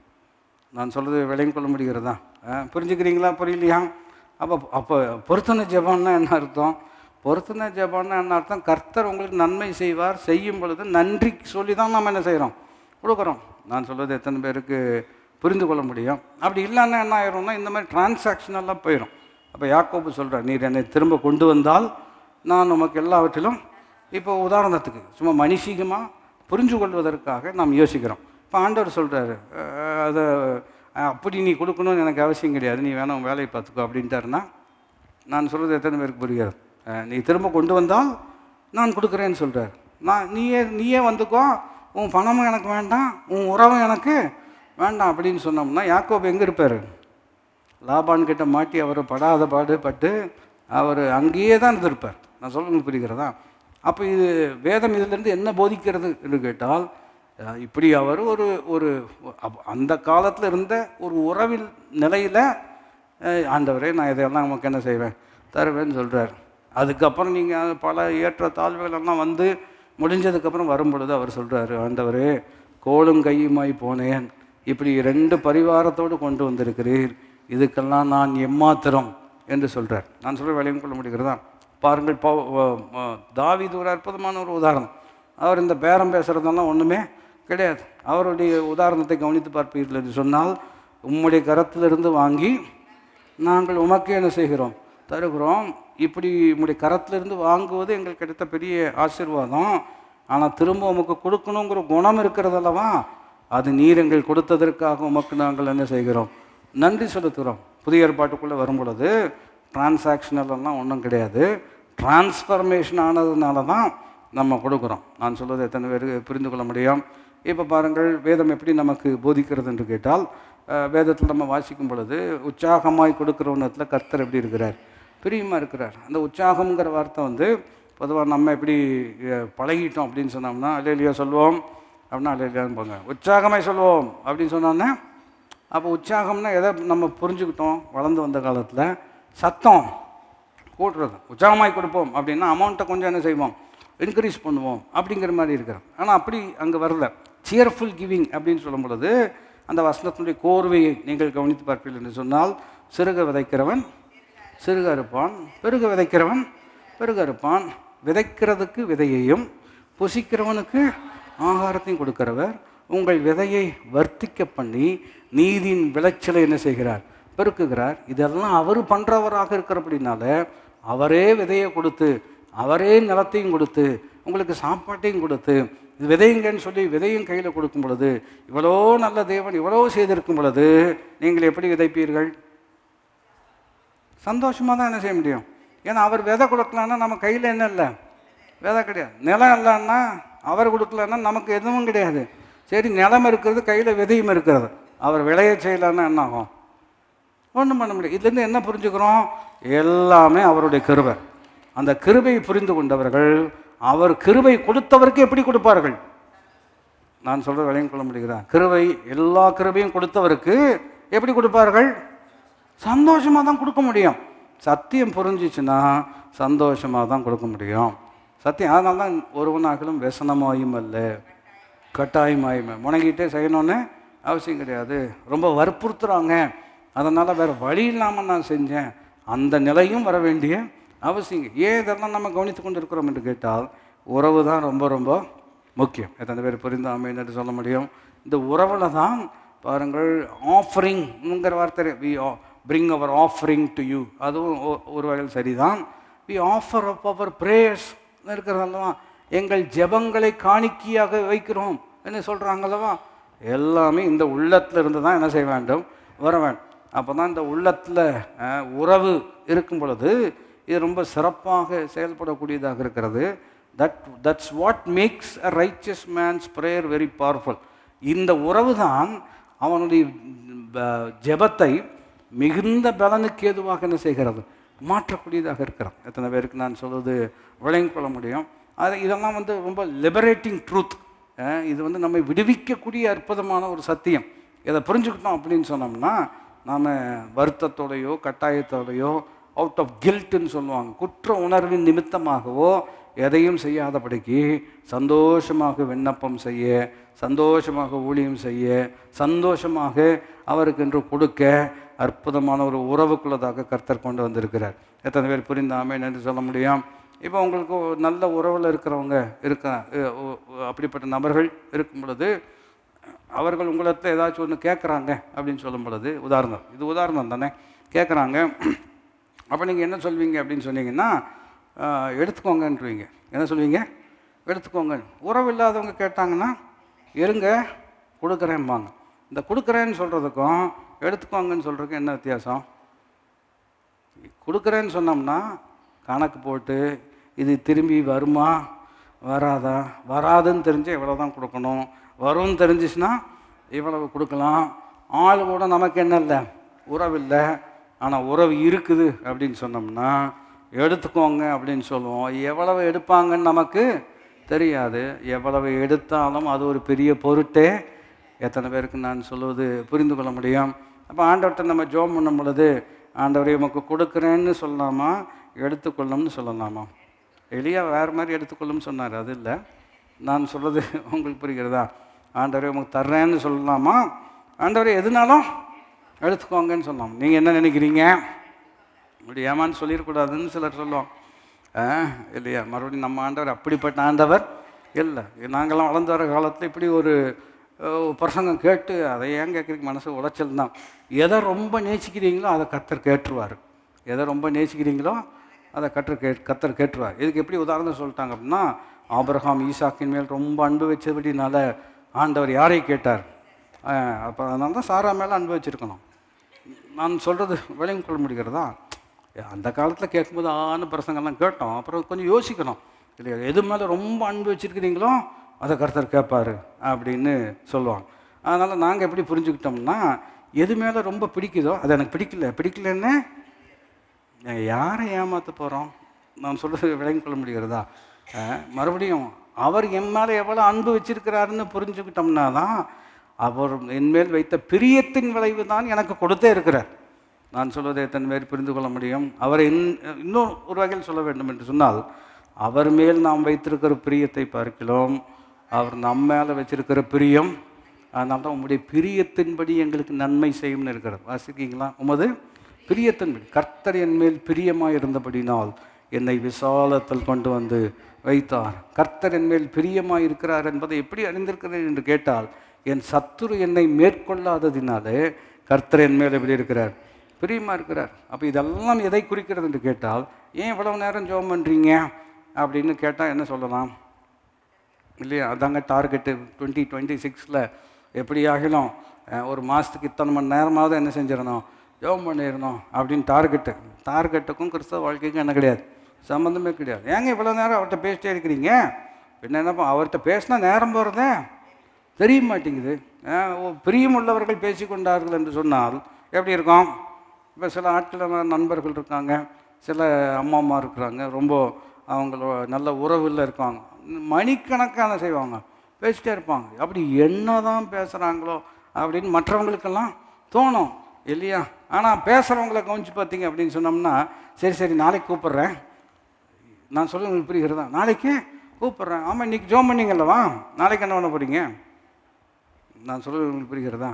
வருஷம் முழுவதும் ஜோம் பண்ணாலும் அது போதாது. காரணம், உறவு இருந்தால் அது பிரச்சனை இல்லை. உறவு இல்லை அப்படின்னு சொன்னோம்னா, ஐயா அது மாதிரி ஒரு ஃப்ரஸ்ட்ரேட்டிங் அனுபவம் வேறு எதுவுமே கிடையாது. நான் சொல்வது எத்தனை பேர் புரிந்து கொள்ள முடியும்? ஆனால் 2026 உறவை ஆழப்படுத்துவோமாக. சொல்லுங்கள், எதை ஆழப்படுத்துவோம்? உறவை தான் என்ன செய்யணும், ஆழப்படுத்தணும். சிலர் இந்த வருஷத்தில் ரெசல்யூஷன் என்கின்ற வார்த்தையை பயன்படுத்தி கொண்டு இந்த வருஷத்தில் கட்டம் இவ்வளவு நேரம் ஜோம் பண்ண போகிறேன் அப்படின்னு எல்லாம் முயற்சி பண்ணாதீங்க. ஏன்னா 2 நாள் காய்ச்சல் வந்துச்சுன்னா உங்களால் ஜோம் பண்ண முடியாது. அதுக்கப்புறம் அதுக்கு ஒரு கில்ட் ஒன்று வந்துடும். பிசாசு சொல்லுவான், உன்னால் 2 நாள் கூட சரியாக என்ன செய்ய முடியல, ஜோம் பண்ண முடியல. அவனுக்கு எதுக்கு இடம் கொடுக்கணும்? நான் சொல்கிறது விளங்கி கொள்ள முடிகிறதா? சிலர் இவ்விதம் சொல்லுவான், முன்ன மாதிரி என்னால் ஜோம் பண்ண முடியல அப்படின்னு சொல்லுவான். முன்ன மாதிரி ஜோம் பண்ணுறதுன்னா என்ன அர்த்தம்? முன்ன முழங்கால் போட்டு சத்தம் போட்டு ஸ்தோத்திரம்லாம் சொல்லி ஜோம் பண்ணேன், இப்போ முடியல அப்படின்னு சொல்கிறான். நான் சொல்லுவேன், ஜெபத்தை புரிஞ்சுக்கிட்டீங்க அப்படின்னாலே எளிமையாக இருக்கும். நான் என்னுடைய தியானத்தில் முறையிடுகிறேன் அப்படின்னு சங்கீதக்காரர் சொல்கிறார். என்ன சொல்கிறாங்க? நான் என்னுடைய தியானம்னா என்ன அர்த்தம்? In my thoughts I am praying to God. என்னுடைய எண்ணங்களில் நான் அவரோடு என்ன செய்கிறேன், விண்ணப்பம் செய்கிறேன். இதை புரிஞ்சுக்கிட்டீங்க அப்படின்னு சொன்னீங்கன்னா, வாய் திறந்து ஜெபிப்பதற்கும் ஒரு நேரம் இருக்கிறது, வாய் திறவாமல் ஜெபிப்பதற்கும் ஒரு முறையும் இருக்கிறது. அல்டிமேட்லி அடிப்படையில் எது முக்கியம் என்று கேட்டால், அவரோடு நமக்கு இருக்கக்கூடிய அற்புதமான ஒரு உறவு. இப்போ இந்த உறவில் தான் இந்த பிரதானமான உறவு இருக்கிறோம். அதாவது அவர் எஜமானனாக இருக்கிறார், நாம் வேலை, அதுவும் பைபிளில் இருக்கிறது இல்லையா? ஆனால் இன்னொரு ஓவர் ரைடிங் ரிலேஷன்ஷிப் என்னவென்று கேட்டால், அவர் நமக்கு பிதாவாக இருக்கிறார், நீங்களும் நானும் அவருக்கு எப்படி இருக்கிறோம்? பிள்ளைகளாக இருக்கிறோம். அப்போ இந்த மாஸ்டர் சர்வெண்ட்டுங்கிறது எப்படி ஒர்க் ஆகும் அப்படின்னு சொன்னோம்னா, அதை விதம் நான் உங்களுக்கு சொல்லும்படியாக விரும்புகிறேன். It is a Sun who serves the father, not a servant. நான் சொல்ல விளையும் கொள்ள முடிகிறதா? ஒரு குமாரனாக இருந்து அவருக்கு பணி செய்கிறோமே தவிர ஒரு வேலைக்காரனாக இருந்து பணி செய்வதில்லை. நான் சொல்வதை நீங்கள் விளங்கி கொண்டால் ஜெயிக்கலாம். வேலை செய்கிறேன், ஐ ஆம் அ சர்வெண்ட் இல்லையா? காட் சர்வெண்ட்டுன்னு சொல்கிறாங்க இல்லையா? தேவனுடைய ஊழியக்காரன் என்று சொல்கிறது சரிதான். ஆனால் அந்த ஊழியக்காரன் இருக்கிறான் அல்லவா, அவன் எப்படிப்பட்டவனாக இருக்கிறான் என்று கேட்டால், கூலிக்கு வேலை செய்யக்கூடிய ஊழியக்காரன் அல்ல, குமாரனாக இருந்து பணி செய்யக்கூடியவன். நான் சொல்வதை விளங்கி கொண்டால் நீங்கள் ஜெயிக்கலாம். ஆனால் தான் இயேசு ஒரு இடத்துல ரொம்ப அற்புதமாக சொல்கிறாரு, நான் கூலிக்காரன் அல்லன்னு சொல்கிறார். கேட்டிருக்கீங்களா? நல்ல மெய்ப்பன் தன் ஆடுகளுக்காக ஜீவனை கொடுக்குறான். ஓனாய் வரும் பொழுது ஓடி போகக்கூடிய கூலிக்காரன் அல்ல அப்படின்னு சொல்கிறார் அல்லவா? அப்போ என்ன வித்தியாசம்? அவங்களும் ஆடு மேய்ப்பாங்க, ஆனால் பிரச்சனைன்னு வரும்போது அவங்க வேலை பணத்துக்கு தான் வேலை செய்கிறதுனால அவங்க தங்களை தான் காத்துக்கொள்வாங்க. நானே நல்ல மெய்ப்பன், நல்ல மெய்ப்பன் தன் ஆடுகளுக்காக ஜீவனை கொடுக்குறான் என்று வேதம் சொல்லுகிறது அல்லவா? இப்போ we are servants but we are sons who serve. நான் சொல்வதை நீங்கள் விளங்கி கொண்டால் ஜெயிக்கலாம். நாம் குமாரராக இருக்கிறோம், பணிவிடை செய்கிறோம். எல்லாரும் இணைந்து சொல்லும்படியாக இருக்கிறோம். நாம் எப்படி இருக்கிறோம்? குமாரராக இருக்கிறோம். அப்போ இதில் இன்னொரு அற்புதமான ஒரு பிடிப்பு இருக்கிறோம். என்னவென்று கேட்டால், we take ownership of the work. நான் சொல்ல வேலை, இப்போ உங்கள் உதாரணத்தை விதம் சொல்ல முடியும். இப்போது நம்முடைய தகப்பனார் தான் இந்த கம்பெனிக்கு எம்டியாக இருக்கிறாருன்னு வச்சுக்கோங்களேன். ஒரு கம்பெனிக்கு எம்டியாக இருக்கிறாரு, அப்புறம் அவருடைய சன் தான் இல்லையா அடுத்த நிலையில் டெப்புட்டியாக இருக்கிறாருன்னு உதாரணப்படுத்துவோம் என்று சொன்னால், அப்போ அவருக்குள்ள 1000 பேர் ஒர்க் பண்ணுறாங்க. இந்த 1000 பேர் அதே கம்பெனியில் ஒர்க் பண்ணுறதுக்கும் அவங்க மனநிலைக்கும், இவரும் அதே கம்பெனியில் தான் ஒர்க் பண்ணுறாரு, இவர் மனநிலைக்கும் என்ன இருக்கிறது? வித்தியாசம் இருக்கிறது. அவங்களுக்கு எப்படி இருக்குன்னா, எந்த வேலை இல்லைன்னா இன்னொரு வேலை. இவருக்கு அப்படி கிடையாது, இது என்னுடையது இல்லையா? இதை நான் எவ்வளோ சிறப்பாக கொண்டு வரணுமோ, எவ்வளோ சிறப்பாக நான் அதை நேர்த்தியான ஒரு நிலைக்கு கொண்டு வரணுமோ அவ்வளவாக நான் என்ன செய்கிறேன். அந்த ஓனர்ஷிப்புங்கிறது ரொம்ப ரொம்ப முக்கியம். அதுக்கும் ஜெபத்துக்கும் என்ன சம்பந்தம் என்று ஒரு கேள்வி கேட்பீர்கள் என்று சொன்னால், திரும்பவும் சொல்லுகிறேன், we pray as children to the Father, we serve him in the same capacity. பிள்ளைகள் பாருங்க, பவுல் இன்னொருத்தர் ரொம்ப அற்புதமாக சொல்கிறாரு, தீமத்தை குறித்து சொல்லும் பொழுது, என்னை போன்ற இறுதியும் உள்ளவன் அவன் ஒருவன் மாத்திரம்தான். எப்படி சொல்கிறாரு? என்னை போன்ற உங்களை விசாரிக்கக்கூடிய விஷயத்தில் என்னை போன்ற இறுதியும் உள்ளவன் அவன் ஒருவன் தான். ஒரு தகப்பன் தன் பிள்ளைக்கு, அதாவது ஒரு பிள்ளை தன் தகப்பனுக்கு ஊழியம் செய்வது போல அவன் எனக்கு என்ன செய்திருக்கிறான்? ஊழியம் செய்திருக்கிறான். எலியாவினுடைய வேலைக்காரன் எலிசான்னு இருக்கிறது அல்லவா? ஆசிரிக்கீங்களா? எலியாவின் கைகளுக்கு தண்ணீர் வார்த்த எலியாவினுடைய வேலைக்காரன் அன்னு இருக்கிறான். ஆனால் எலியா எடுத்துக்கொள்ளப்படும் பொழுது அவன் சொல்லக்கூடிய வார்த்தை எப்படி இருக்கிறது? தகப்பனே, என் தகப்பனேன்னு தான் சொல்கிறார். மறுபடியும் ஒருவர் ரொம்ப அற்புதமாக ஒரு விளக்கம் சொல்கிறார். ரெட்டிப்பான எனக்கு அபிஷேகம் ஆனோம் அப்படின்னு சொல்லும் பொழுது அவருடைய அந்த ஊழியருடைய கண்ணோட்டம் ரொம்ப சிறப்பாக இருக்கார். ரெட்டிப்பான அபிஷேகம் சொல்லும்போது நாம் எல்லாரும் 8, 16 அப்படி தான் கணக்கு போடுறோம். ஆனால் இந்த கோணத்தை நீங்கள் கொஞ்சம் சிந்தித்து பார்க்கும்படியாக விரும்புகிறேன். எளியாக இருக்கும் பொழுது நிறையா தீர்க்கதரிசிகள், ஸ்கூல் ஆஃப் ப்ராஃபட்ஸ் நிறைய பேர் இருப்பாங்க இல்லையா? நிறைய பேர் உடன் இருப்பாங்க, வேலை செய்வாங்க, கூட பணியில் ஊழியத்தில் இருப்பாங்க. அப்போ அவர் ரெட்டிப்பான அப்படின்னு கேட்கும் பொழுது அவருடைய கருத்து எப்படி இருக்குன்னு கேட்டால், ரெட்டிப்பான நன்மை யார் கொடுப்பாங்கன்னா, முதல் மகனுக்கு தான் என்ன செய்யும், அந்த அந்த நன்மை வரும் இல்லையா? To the firstborn. அப்போ எனக்கு ரெட்டிப்பான அபிஷேகம் ஆகணும்னு கேட்கும் பொழுது, I want out to you, நான் நீர் செய்ததை காட்டிலும் பெருசாக செய்யணும் அப்படிங்கிற அர்த்தத்தில் கேட்கல, உறவை தான் முக்கியப்படுத்துகிறார். யாருக்கு ரெட்டிப்பான அபிஷேகம் என்று கேட்டால் முதல் மகனுக்கு தான் எப்படிப்பட்டது அப்படின்னு ஒரு அற்புதமான கருத்து. நான் சொல்கிறேன், அது ஒரு அற்புதமான நிதானம். அதை நாம் மெச்சிக்கொள்ள வேண்டும். இந்த வசனத்தின் வெளிச்சத்திலிருந்து பார்த்தால் அதை ஏற்றுக்கொள்ளக்கூடியதாகத்தான் இருக்கிறது. இஸ்ரவேலுக்கு ரதங்களும் குதிரையுமாக இருக்கிறீர், எனக்கோ நீர் தகப்பனாக இருக்கிறீர் இல்லையா? அப்போது அதனால தான் ஸ்பிரிச்சுவல் மென்டர்ஸுங்கிறது ரொம்ப ரொம்ப முக்கியம். ஆவிக்குரிய தகப்பன் அப்படின்னு சொல்கிறாங்கல்லவா இல்லையா? அது ரொம்ப ரொம்ப முக்கியம். இதை இன்னொரு கோணத்தில் நான் உங்களுக்கு சொல்ல வேண்டும் என்று சொன்னால், you have to be mentored and you have to mentor people. இதுதான் மறுபடியும் சீஷனாகவும் இருக்க வேண்டும், மற்றவர்களை சீஷர்களாக என்னவும் செய்ய வேண்டும். இது எல்லாமே உறவு கண்ணோட்டத்தில் தான் என்ன செய்யும் வரும். You have to be mended. ஏன்னா நமக்கு எல்லாருமே தெரியாது, நம்ம காட்டிலும் தெரிஞ்சவங்க கட்டாயம் இருக்கிறாங்க. அவர்களிடமிருந்து கட்டாயம் என்ன செய்ய வேண்டும், கற்றுக்கொள்ள வேண்டும். நமக்கு தெரிஞ்சதை கூட தெரியாதவங்க இருக்கிறாங்க, அவர்களுக்கு நாம் என்ன செய்ய வேண்டும், கற்றுக் கொடுக்க வேண்டும். இதை சீராக செயல்படுத்தக்கூடியது என்னவென்று கேட்டால் இருவரோடும் இருக்கக்கூடிய உறவு. இருவரோடும் இருக்கக்கூடிய உறவு. இப்போ உதாரணத்துக்கு நான் ஒருத்தர்கிட்ட போய் எனக்கு தெரிஞ்சது கூட உங்களுக்கு தெரியலையா அப்படிங்கிற தோணையில் பேசினேன்னு சொன்னோம்னா, இப்படிப்பட்ட ஆள்கிட்ட இது தெரிஞ்சது நம்ம தெரியணும்னு அவசியமே இல்லைன்னு போயிடுவாங்க. அதே சமயத்தில் இல்லையா, எனக்கு மேல் இருக்கக்கூடியவர்கிட்ட போய் இதெல்லாம் உங்களுக்கு சொல்லித்தர தெரியாதா, நீங்களே தூக்கிட்டு போகிறீங்களா அப்படின்னு பேசினோம்னா அவங்களும் என்ன செய்ய மாட்டாங்க, சொல்லித்தரவும் மாட்டாங்க. மறுபடியும் உறவு இருக்கிறது. உறவு இருக்கும் பொழுது அவர்கள் நம்ம மேல் வைத்த அன்பின் விளைவாக நமக்கு என்ன தேவையோ அதை கர்த்தர் அவர்கள் மூலமாக நமக்கு என்ன செய்வார், தருவார். இது இன்னொரு ஒரு கோணத்தில் நான் உங்களுக்கு சொல்ல வேண்டும் என்று சொன்னால், பாருங்கள், யார் நமக்கு டீச் பண்ணுறாங்களோ, யார் நமக்கு போதிக்கிறாங்களோ அவர்களோடு ஒரு நல்ல உறவு இருக்கும் என்று சொன்னால் நீங்கள் அவர்களுடைய போதனையிலிருந்து அதிகம் பெற்றுக்கொள்ள முடியும். நான் சொல்ல விளங்கிக் கொள்ள முடிகிறேன். இப்போ உதாரணத்துக்கு நான் சொல்கிறேன், எனக்கு ஒரு பிரசங்கியாரே பிடிக்காதுன்னு வச்சுக்கோங்க. அவர் பிரச்சனை கேட்டேன்னா என்ன அவங்ககிட்ட புரிஞ்சுக்குவேன்னு நினைக்கிறீங்க? என்ன புரிஞ்சுக்குவேன்? பரிசேயர் தானே பிரசங்க கேட்க வந்தாங்க. யாருக்கிட்ட? இயேசுக்கிட்ட பிரசங்க கேட்க வந்தாங்கல்லவா. சாதாரண ஆள்காட்டிலும் நல்லா கவனிப்பாங்க. யார்? பரிசேயர். எதுக்கு நல்லா கவனிச்சாங்க? ஆமாம், நான் சொல்ல விளங்கிக் கொள்ள முடிகிறதா. அவர் பிரசங்கியாரை பிடிக்கல அப்படின்னு சொன்னோம்னா அவங்க போதிக்கிறதும் கரெக்டாக என்ன செய்யாது, உங்களால் ஏற்றுக்கொள்ள. ஏன்னா நம்ம ஆட்டிடியூடே எப்படி இருக்கிறது, ரொம்ப தவறான ஒரு மனநிலை இருக்கிறதுனால. அதனால தான் சில நேரத்தில் விதம் சொல்வது ஒரு வகையில் பாஸ்டோரலி ரொம்ப கரெக்ட். ஒரு பாஸ்டரை உங்களுக்கு பிடிக்கல அப்படின்னு சொன்னோம்னா அவர்கிட்ட நீங்கள் உட்காந்து உருப்படுவதற்கு வாய்ப்பு இல்லை. ஏனென்றால் அவரை ஏற்றுக்கொள்ளாததன் விளைவு அவர் சொல்வதை உங்களால் ஏற்றுக்கொள்ளவும் முடியாது.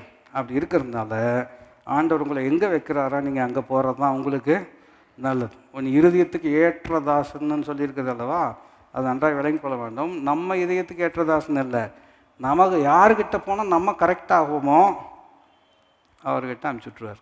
நான் சொல்ல விளங்கிக் கொள்ள முடிகிறதா? விளங்கிட்டீங்களா? எதுக்கு இதை சொல்கிறோம் அப்படின்னு சொன்னோம்னா, மறுபடியும் இங்கேயும் என்ன தான் இருக்கிறது, உறவு. இந்த உறவில் தான் ஜெபம் இருக்கிறது, உறவில் தான் ஊழியம் இருக்கிறது, உறவில் தான் கற்றுக்கொள்ளக்கூடிய. இப்போ உதாரணத்துக்கு நம்ம ஸ்கூல் டேஸ் எடுத்துக்கோமே, இந்த டீச்சர் கூட நமக்கு சரியான ஒரு ரேப்போ இல்லாததுனால அந்த சப்ஜெக்ட் என்ன ஆயிடுச்சு, கவனிச்சிருக்கீங்களா? அப்படின்னா எல்லா சப்ஜெக்ட்டுமே அப்படி தான் இருக்கிறது. அதுவும் ஒரு வகையில் உண்மை தான். ஆனால் அதே சமயத்தில் நான் பைபிள் ஸ்கூல் நாங்கள் படிக்கிற காலத்தில் ஒரு டீச்சர், ப்ரொஃபஸர் ஒருத்தர் இருந்தார். ரொம்ப சூப்பராக டீச் பண்ணுவார். அவர் டீச் பண்ணக்கூடிய விதமே சிறப்பாக இருக்கிறதுனால அவர் எந்த சப்ஜெக்ட் டீச் பண்ணாலும் அந்த சப்ஜெக்ட் நாங்கள் சூஸ் பண்ணிக்கிறோம். ஏன் அப்படின்னா அவர் டீச் பண்ணக்கூடிய விதம், அப்படி அவர் டீச் பண்ணக்கூடிய விதம் சிறப்பாக இருக்கிறதுனால சர்ச் ஹிஸ்ட்ரி எடுத்தாலும் அதை படிச்சுக்கிறது, சிஸ்டமேட்டிக் தியாலஜினாலும் அதை படிச்சுக்கிறது. காரணம் அவர் மேல். ஆனால் அதே சமயத்தில் உதாரணத்துக்கு எதிர்மறை உதாரணம் சொல்ல வேண்டும் என்று சொன்னால், ஒருத்தர் டீச் பண்ணுறதும் பிடிக்கல, ஆளும் நமக்கு என்ன செய்ய மாட்டேங்குது, ஒத்து வர மாட்டேங்குது அப்படின்னு சொல்லும் பொழுது அந்த சப்ஜெக்டே நமக்கு என்ன செய்யாது, வர மாட்டேங்குது இல்லையா? இப்போ ஒரு ஸ்கூலில் ஒரு மிஸ்ஸு எப்போ பார்த்தாலும் நம்ம பையனையே பாயிண்ட் அவுட் பண்ணி எப்போ பார்த்தாலும் அவன்கிட்டே கேட்குறது, எப்போ பார்த்தாலும் அவன் வீட்டுக்கு வந்து என்ன சொல்லுவான் அப்படின்னா, ஸ்கூலில் என்னையே என்ன செய்கிறாங்க. அப்போ என்ன செய்வாங்கன்னா, செக்ஷன் மாற்றி கொடுங்கன்னு போய் கேட்பாங்க. கேட்டுருக்கீங்களா? காரணம் என்ன? அந்த ரேப்போ என்ன செய்ய மாட்டேங்குது. எதுக்கு இதை சொல்லி கொண்டு இருக்கிறோம்? உறவு இருந்தால்தான் கற்றுக்கொள்ளவே முடியும். எத்தனை பேர் புரிந்தோம் அப்படின்னு சொல்ல முடியும். அதே மாதிரி தான் ஃபேமிலி ரிலேஷன்ஷிப்பில் ஆங்கிலத்தில் ஒரு வார்த்தை சொல்வார்கள், where there are rules and no relationship there will always be rebellion அப்படின்னு சொல்லுவாங்க. உறவு இல்லாமல் வெறும் கட்டளைகள் மாத்திரம் இருக்கும் என்று சொன்னால் அங்கு கட்டாயம் புரட்சி தான் வரும். நான் சொல்ல விளங்கிக் கொள்ள முடிகிற ஆங்கிலத்தை திரும்ப, where there are rules and no relationship there will only be rebellion. அப்படின்னா என்ன அர்த்தம்? இது செய்யணும், இது செய்யக்கூடாது. ஆனால் உறவு இல்லை. உறவு இல்லைன்னு சொன்னோம்னா அடுத்தது எப்படி வரும்னா, நான் ஏன் செய்யணும், நான் எதுக்கு செய்யணும், நான் அப்படி தான் செய்வேன். காரணம் என்ன? இல்லை, உறவு இல்லை. ஆனால் அது உறவு இருக்குது அப்படின்னு சொல்லும் பொழுது, அப்பா வேணான்னு சொல்லிட்டாரு, அதனால் கரெக்டாக தான் இருக்கும், அப்பா கரெக்டாக தான் சொல்லுவார், ஆனால் நான் என்ன செய்யலை, இது செய்யணும், ஏன்னா அப்பா என்ன செஞ்சுருக்கிறாரு, சொல்லியிருக்கிறாரு. ஆனால் அப்பா கூடயே உறவு இல்லைன்னு சொன்னால் அவங்க கிடக்குறாங்கன்னு சொல்லக்கூடிய ஆட்களெல்லாம் கேட்டுருக்கேன். நான் சொல்ல விளங்கிக் கொள்ள முடிகிறது தான். காரணம் என்ன? அங்கேயும் என்ன தான் இருக்கிறது, உறவு. கிறிஸ்தவமே உறவு தான். சொல்லுங்கள், கிறிஸ்தவமே என்ன தான்? அவரை அப்பா பிதாவை என்று கூப்பிடப்படுகிற புத்திர சுவிகாரம். அப்போ ஓவர் ரைடிங் ரிலேஷன்ஷிப் என்ன என்று கேட்போம் என்று சொன்னால், மாஸ்டர், சர்வன்ட், ஃப்ரெண்டு. நான் இனி உங்களை பாருங்கள், நான் உங்களை வேலைக்காரர் என்று சொன்னாமல் உங்களை சிநேகிதர் என்று சொல்லுகிறேன். அதுவும் ஒரு அற்புதமான டைமென்ஷன் தான். தன் சிநேகிதனோடு பேசுவது போல கர்த்தர் மோசையோடு முகமுகமாக என்ன செய்தார்? பேசினார். அதற்கும் மேலாக ஒரு ஓவர் ரைடிங் ரிலேஷன்ஷிப் என்னவென்று கேட்டால், அவரை அப்பா பிதாவே என்று கூப்பிட பண்ணுகிற புத்திர சுவிகர். இதில் இந்த டைமென்ஷன் எல்லாமே இருக்கிறோம். அதாவது எஜமான் வேலைக்காரன் என்கின்ற அந்த ஒரு கோணமும் இருக்கிறது, நண்பன் என்கின்ற அந்த கோணமும் இருக்கிறது, அதே சமயத்தில் பிதா பிள்ளை என்கின்ற ஒரு கோணமும் இருக்கிறது. இந்த ஒரு சொல்ல வேண்டுமே, இது ஒரு அற்புதமான கலவை. சொல்லுங்கள், இது ஒரு அற்புதமான, இதில் டிஸ்டிங்ஷன் இருக்கிறது, வித்தியாசமும் இருக்கிறது, விசேஷமும் இருக்கிறது. சொல்லுங்கள், வித்தியாசமும் இருக்கிறது. இதை புரிஞ்சுக்கிட்டோம் அப்படின்னு சொன்னோம்னா நம்முடைய கிறிஸ்தவ வாழ்க்கை மிகுந்த கனி நிறைந்த, விரக்தியை மேற்கொள்ளக்கூடிய, ஒரு விருத்தி அடையக்கூடிய அற்புதமான ஒரு வாழ்க்கையாக கர்த்தர் அதை மாற்றி கொடுக்க வல்லமுள்ளவராக இருக்கிறார். சில உதாரணங்களை நாம் கவனிப்பது நல்லது. நீங்கள் ஜெபம் பண்ணும் பொழுது அப்படின்னு சொல்கிறார் அல்லவா? நீங்கள் மத்தேயு சுவிசேஷத்தில் கவனித்து பார்ப்பீர்கள் என்று சொன்னால், மத்தேயு சுவிசேஷம் 6வது அதிகாரத்தில் நாம் கவனிப்போம் என்று சொன்னால், அங்கே டூஸ் அண்ட் டோன்ட்ஸ் மாதிரி சொல்கிறார். நீங்கள் ஜெபம் பண்ணும் பொழுது அப்படின்னு சொல்கிறாரு. என்ன பண்ணணும், என்ன பண்ணக்கூடாது அப்படின்னு சொல்கிறார். மறுபடியும் உறவு தான் முக்கியப்படுத்துகிறாரு. உறவு இருந்துச்சுன்னா இதை பண்ண மாட்டோம், உறவு இருந்துச்சுன்னா இதை கட்டாயம் பண்ணுவோம் என்பதும் அற்புதமான ஒரு முடிவாக இருக்கிறோம். 5ஆம் வசனத்தை நாம் கவனிக்கும் பொழுது, அன்றியும் நீ ஜெபம் பண்ணும் பொழுது மாயக்காரரை போல் என்ன செய்ய வேண்டாம், இருக்க வேண்டாம். மனுஷர் காணும்படியாக அவர்கள் ஜெப ஆலயங்களிலும் வீதிகளின் சந்துகளிலும் நின்று ஜெபம் பண்ண விரும்புகிறார்கள். அவர்கள் தங்கள் பலனை அடைந்து தீர்ந்தது என்று மெய்யாகவே உங்களுக்கு, இதை நான் எவ்விதம் உங்களுக்கு எளிமைப்படுத்த வேண்டும் என்று சொன்னால், இந்த 5ஆம் வசனம் ரிலீஜியஸ் பீப்புள் மாதிரி, அதாவது அவங்களுக்கு ஒரு மத சார்ந்த பின்னணி இருக்கிறது. ஆனால் 7ஆம் வசனம் வரும்பொழுது பாருங்கள், அவங்களுக்கு ஆண்டவரோடு உறவே கிடையாது. ஆனால் 2 பேரும் ஜெபம் பண்ணுவாங்க. நான் சொல்ல புரிகிறதா? ஒருவர் ரிலீஜியஸ் ஒரு ஆங்கிளில் இருக்கிறது, இன்னொருவர் டோட்டலி அன்பிலீவர். அந்த மாதிரி ஒரு நிலையிலிருந்து வராங்க. இந்த ரிலீஜியஸ் ஆங்கிளில் எப்படி இருக்கிறது என்று கேட்டால், பைபிள் சொல்லுகிறது மாயக்காரர் அப்படின்னு சொல்லுவார். மாயக்காரன்னு சொன்னாலே எளிமையான விளக்கம் சொல்ல வேண்டும் என்று சொன்னால், ஆக்டர்ஸ், நடிக்கிறவர்கள். அப்போது அந்த வார்த்தையை மனசில் வச்சுட்டு வாசிப்போம் என்று சொன்னால், அன்றியும் நீங்கள் ஜெபம் பண்ணும் பொழுது நடிக்க வேண்டாம். நான் சொல்ல விளங்க, அன்றியும் நீங்கள் ஜெபம் பண்ணும் பொழுது நடிக்க வேண்டாம். அப்போ ஏன் நடிக்கிறாங்க? ஏன்னா மயக்காரர் இருந்திருக்கிறாங்கல்லவா, அவங்க பண்ணியிருக்கிறாங்கல்லவா. ஏன் பண்ணுறாங்க, ஏன் நடிக்கிறாங்க அப்படின்னு கேட்டோம்னா, மற்றவங்க என்ன செய்யணும், பார்க்கணும் இல்லையா? அப்போ உதாரணத்துக்கு சொல்லணும் அப்படின்னு சொன்னோம்னா, இந்த கேமரா காமிக்கும்போது மாத்திரம் நான் சொல்கிறது விளங்கி சொல்ல முடிகிறதா? கேமரா நம்ம மேலே இருக்குதுன்னு சொன்னோன்னே, நான் சில இடத்துல கவனிச்சிருக்கிறேன், இதுதான் வேலையான்னு கேட்கக்கூடாது. அது கண்ணில் படும்பொழுது, அதாவது அந்த கல்யாணத்தன்னைக்கு அப்படியே மாப்பிள்ளை அப்படியே நின்றுருப்பார். அதுக்கு முந்தின வாரம் சர்ச்சில் இப்படி தான் இருந்தான். நான் சொல்ல புரிந்து கொள்ள முடிகிறதா? நீங்கள் அதை பார்த்தீங்க, அதை பார்த்து உங்களுக்கு சொல்கிறக்காக தான் நான் பார்த்தேன். நான் சொல்ல விளங்கும், கல்யாணத்துக்கு முந்தின வாரம் எப்படி இருந்தார், அதே அந்த பராக் பார்க்குற கண்ணு தான் அப்படியே. ஆனால் கல்யாணத்தன்னைக்கு, ஏன்னா நான் முன்னாடி தானே நிற்கிறேன், கண்ணை திறந்தோடனே இந்த பரலோக காட்சியை நான் என்ன செய்ய வேண்டியதாக இருக்கிறது. அப்போ ஏன் அன்னைக்கு கையை தூக்கி நிற்கிறாரு? கேமரா என்ன செஞ்சுருக்காங்க, வச்சுருக்கிறாங்க. புதுசாக ஒரு அம்மா வந்திருக்கிறாங்க, அவங்கள இம்ப்ரெஸ் வேறு என்ன செய்யணும், பண்ணணும். எங்கள் ஹஸ்பண்டு ரொம்ப ஸ்பிரிச்சுவல், ஒரு வாரம் வெயிட் பண்ணுங்க. நான் சொல்கிறது விளங்கி கொள்ள முடிகிறதா?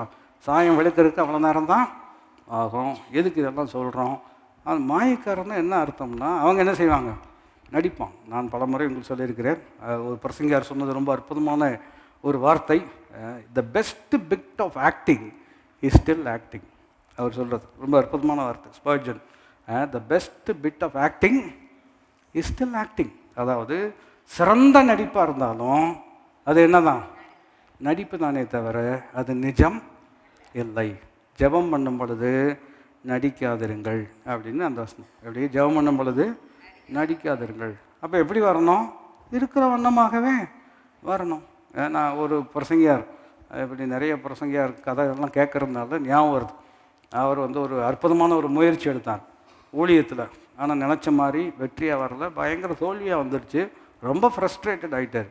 அப்போது கோபத்தில் ஆண்டவர்கிட்ட சொன்னாராம், நான் இனிமேல் உங்கள்கிட்ட ஜெபமே பண்ண போகிறதில்ல, நான் இனிமேல் உங்கள்கிட்ட ஜெபமே பண்ண போகிறதில்ல. அப்போ அவர் சொன்னதாக, ஆண்டவர் நீ இப்போ பண்ணுறதே ஜெபந்தான்ப்பா அப்படின்னாராம். இப்படி பண்ணுறதே ஜெபந்தான். குறிப்பு என்னவென்று கேட்டேன், நீங்கள் அதனால தான் சங்கீதம் வாசிக்கீங்களா? நிறைய சங்கீதத்தில் பயங்கர காட்டமாக பேசிகிட்டு இருப்பார் சங்கீதக்காரர். யார்கிட்ட பேசுகிறாரு? ஆண்டவர்கிட்ட தான் பேசுகிறாரு இல்லையா? என்ன சும்மா இருக்கிறீர் அப்படின்னு சொல்லியிருக்கிறாரு இல்லையா? அவனுக்கெல்லாம் இப்படி பண்ணிகிட்டு இருக்கிறது நீ பார்த்துட்டு இருக்கிறது எனக்கு இன்னும் எப்படி இருக்கிறது, ரொம்ப வருத்தமாக இருக்கிறது அப்படின்னு சொல்கிறாரு. என்னாலும் நான் காத்திருப்பது, உமக்கு காத்திருந்து கண்ணெல்லாம் என்ன செஞ்சிருச்சு, பூத்து போயிடுச்சுன்னு சொல்கிறாரு.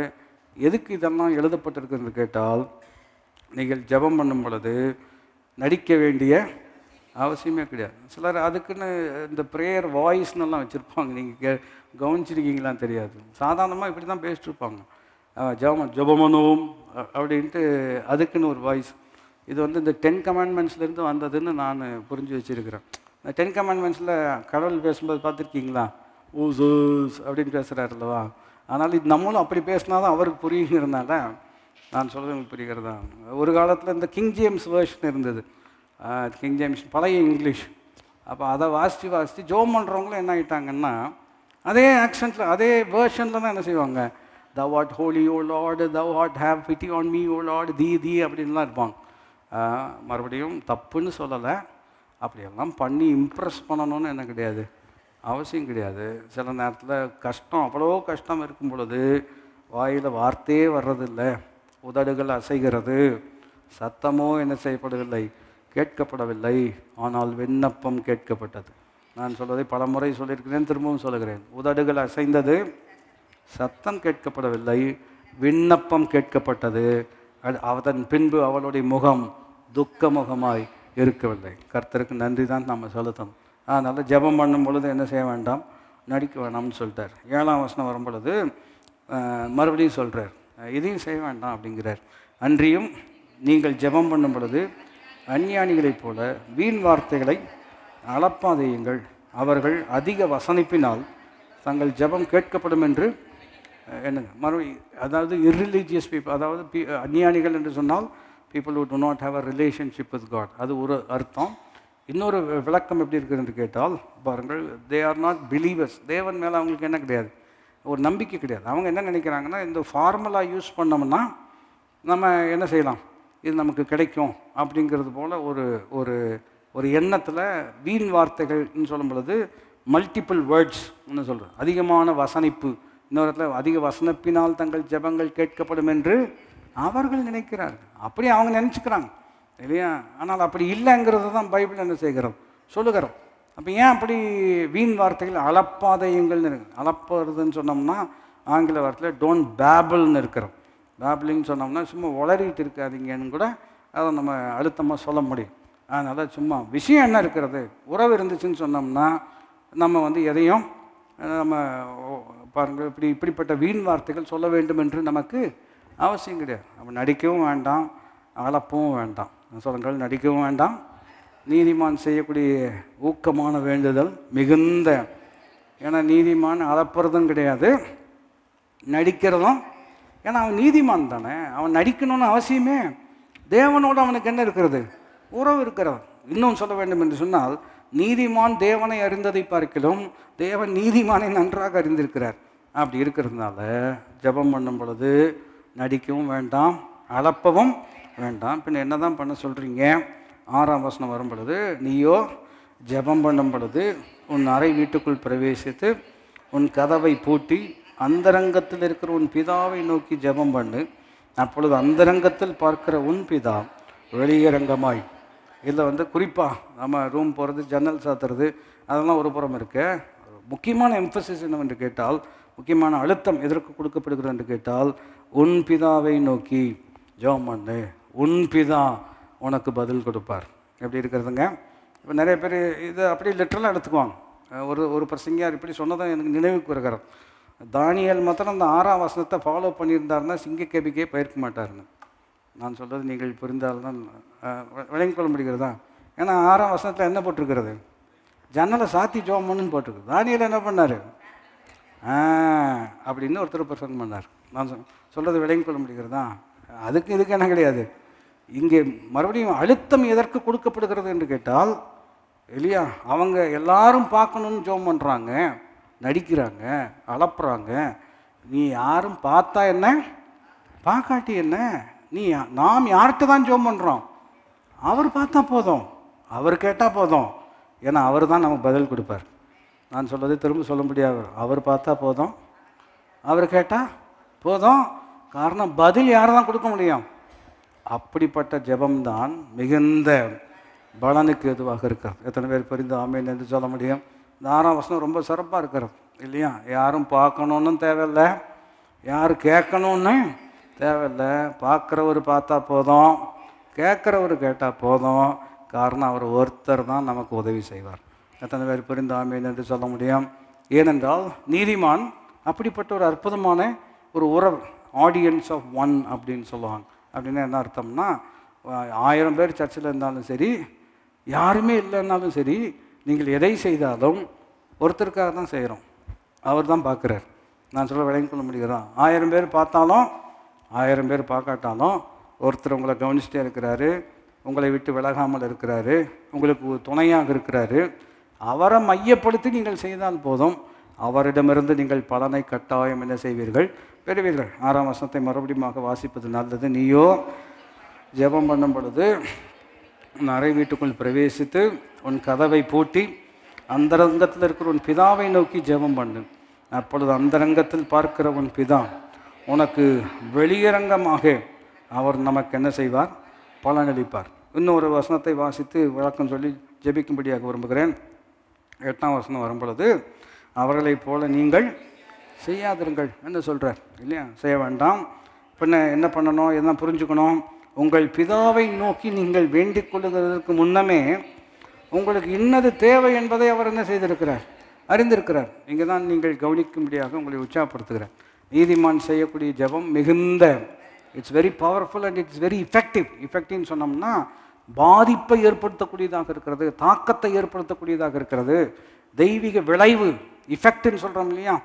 ஒரு எர்த்குவேக் வருகிறது, இஃபெக்ட்ஸ் ஆஃப் தி எர்த்குவேக்னு சொல்லும் பொழுது அதனுடைய விஷயங்கள் விசிபிளாக, வெளிப்புறமாக தெரிகிறது. நான் சொல்லுகிறேன், ஜெபம் அப்படிப்பட்ட விளைவுகளை ஏற்படுத்தக்கூடியது ஆனால் வேதம் நமக்கு போதிக்கிறோம். அப்போ இந்த வசனம் ரொம்ப ரொம்ப முக்கியம். என்னவென்று கேட்டால், அவங்க பண்ணுற மாதிரி நடிக்க வேண்டாம், அதெல்லாம் பண்ண வேண்டாம். ஆனால் ஒன்று நல்லா புரிஞ்சுக்கோங்க, நீங்கள் ஜெபம் பண்ணுவதற்கு முன்பதாகவே 8ஆம் வசனத்தில், அவர்களை போல நீங்கள் செய்யாதீர்கள், உங்கள் பிதாவை நோக்கி நீங்கள் வேண்டிக் கொள்ளுகிறதுக்கு முன்னமே உங்களுக்கு இன்னது தேவை என்பதை அவர் என்ன செய்திருக்கிறார்? அறிந்திருக்கிறார். இது மறுபடியும் சேலஞ்சிங்கான ஒரு வேர்டாக இருக்கிறார். இது உங்களுக்கு தேவை, அதாவது this is what you NEET.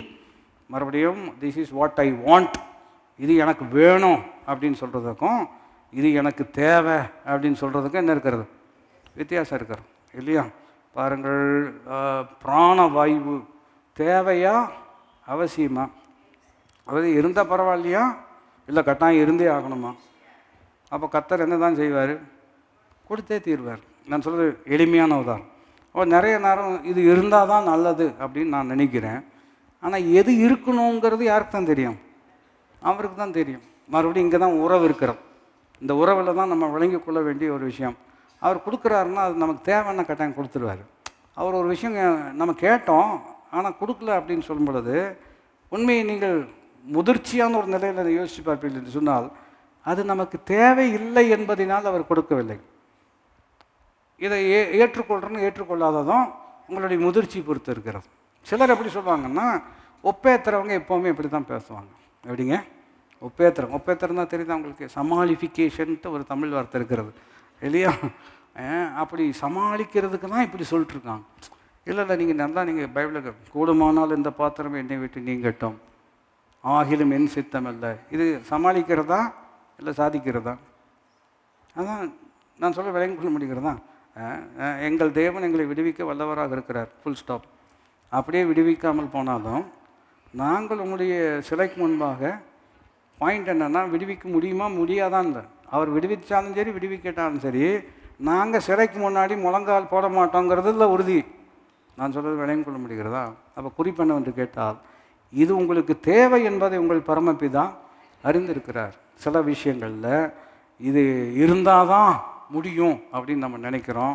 கர்த்தர் சொல்கிறார், அது இல்லாமையே நான் உனக்கு அதை செய்து முடிக்க முடியும் இல்லையா? இது ஏற்றுக்கொள்கிறதுக்கு உறவு ரொம்ப ரொம்ப முக்கியம். இன்றைக்கி ஒருவரோடு பேசிக்கொண்டு இருக்கும் பொழுது இந்த அற்புதமான எண்ணம் ஆண்டவர் கொடுக்குறார். தாவீது சொல்கிறார், ஆண்டவரே உம்முடைய ஆலயத்தை கட்ட எனக்கு ரொம்ப விருப்பம் இல்லையா? உம்முடைய ஆலயத்தின் மேல் நாத்துமா தவனமாக இருக்கிறது. 1000 நாட்கள் ஆகாமிய கூடாரங்களில் இருப்பதை பார்க்கிலும் உமது பிரகாரங்களில் இருக்கிற ஒரு நாள் நல்லது. ஆலயத்தில் குருவிகளுக்கெல்லாம் கிடைத்த பாக்கியம், அங்கேயே கூடு கட்டிகிட்டு இருக்கிறாங்க. அப்படியே பயங்கரமாக ஜீவனுள்ள நாளெல்லாம் நன்மையும் கிருபையும் என்னை பின்தொடரும், நான் கர்த்தருடைய வீட்டில். இவ்வளோ பேஷனட் மேன் அல்லவா? அவர் ஆண்டவரே உமக்கு ஆலயம் கட்ட விரும்புகிறேன் அப்படின்னு சொல்லும் பொழுது எனக்கு ரொம்ப விருப்பம் அப்படின்னு சொல்ல ஆண்டவர் சொல்கிறாரு, வேணான்ட்டார். என்னன்னு சொல்லிட்டாரு? நீங்களும் நானும் தான் இருந்தால் என்ன பண்ணியிருப்போம்? எப்படி எடுத்திருப்போம்? நாம் எப்படி எடுத்திருப்போம்னா, ஏங்க இவ்வளோ விருப்பம், சங்கீதம் வாசிச்சிருக்கீங்களா? நான் எழுதுனது நான் பாடின பாட்டு கேட்டிருக்கீங்களா? நான் கொஞ்சம் பேர் பார்க்குறாங்க, என்ன சொல்ல வர்றாரு. நான் பாடின பாட்டெலாம் கேட்டிருக்கீங்களா? எவ்வளோ பேஷன் உங்களுக்கு தெரியுமா? ரோட்டில் எப்படி ஆடினா பார்த்தீங்களா? இதெல்லாம் எதுக்கு ஆடணும்னு நினச்சிங்க? இதெல்லாம் புரிஞ்சிக்காத ஆள்கிட்ட போய் பேசி என்ன பிரயோஜனம் அப்படின்னெல்லாம் ஒன்றும் சொல்லலை. ஆனால் நீங்கள் சிந்திக்கும்படியாக கேட்கிறேன். எனக்கு ஆலயத்தை கட்ட மிகப்பெரிய வாஞ்சை. அவர் சொல்கிறார், வேணான்னு சொல்கிறார். நீ கட்ட வேண்டாம், உன் பையன் கட்டுவான் அப்படின்னு சொல்லிட்டார். சொன்ன உடனே அங்கே தான் அற்புதமான ஒரு முதிர்ச்சி இருக்கிறது. அவர் வேணாம்னு சொன்னதுக்கப்புறம் அதுக்கு மிஞ்சி நம்ம சொல்லணும்னு அவசியமே கிடையாது. உறவு அப்படி இருக்கிறபடினால அவர் வேண்டான்னு சொன்னார்னா கரெக்டு தான், அவர் வேணும்னு சொன்னார்னா கரெக்டு தான். நான் சொல்கிறது நீங்கள் புரிந்திருப்பீர்கள் என்று நம்புகிறேன். அவரே வேணான்னு சொல்கிறாருன்னு சொல்லும் பொழுது, இல்லை நான் பண்ணி தான் தீருவேன்னு சொன்னால் தப்பாயிரும். அவரே வேணும்னு சொல்லும் பொழுது நான் பண்ண மாட்டேன்னு சொன்னாலும் தப்பு தான். எது சரியோ எது தவறோ அவர் சொல்வது தான் சரி. அவர் வேண்டாம்னு சொன்னால் அது தவறு. நீ கட்ட வேண்டாம், அவன் பையன் கட்டட்டும் அப்படின்னு சொன்ன உடனே தாவீது என்ன பண்ணுகிறார் என்று கேட்டால், இல்லையா, he makes it easy for the other person.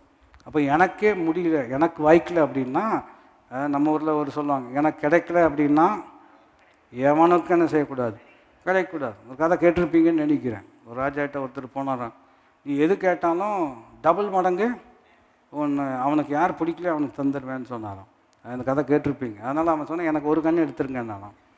இந்த மாதிரி ஒரு உலகத்தில் நம்ம வாழ்கிறோம். நான் சொல்ல விளங்கிக் கொள்ள முடிகிறதா? நான் விருப்பப்பட்டு எனக்கு வாய்க்கல அப்படின்னா எவனுக்கு என்ன செய்யக்கூடாது. அதுதான் இதயத்துக்கு ஏற்ற தாசன் இருக்கிறார் அல்லவா? அது ஏன்னா அவர் இப்படி யோசிக்கிற விதமே எப்படி இருக்கிறார்.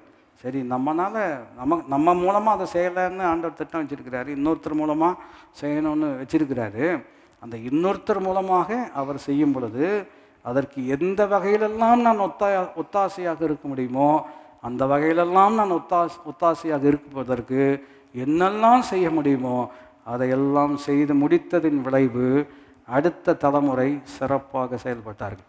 இதுக்கு என்ன காரணம்? அதனால தான் தாவீதை பார்த்து சொல்கிறார், ஈவன் என் இதயத்திற்கு ஏற்றதா. he doesn't argue with me. ஏன்டா அவன் ஆர்கியூ பண்ணுறதே கிடையாது. வேண்டான்னு சொன்னேன், சரி ஆண்டவரே அப்படின்னு, அதை போய் செய்யின்னு சொன்னேன், சரி ஆண்டவரேன்னு என்ன செய்கிறான், போகிறான். இவன் ஒரு அடிமைங்க அப்படின்னு உலகம் சொன்னோம்.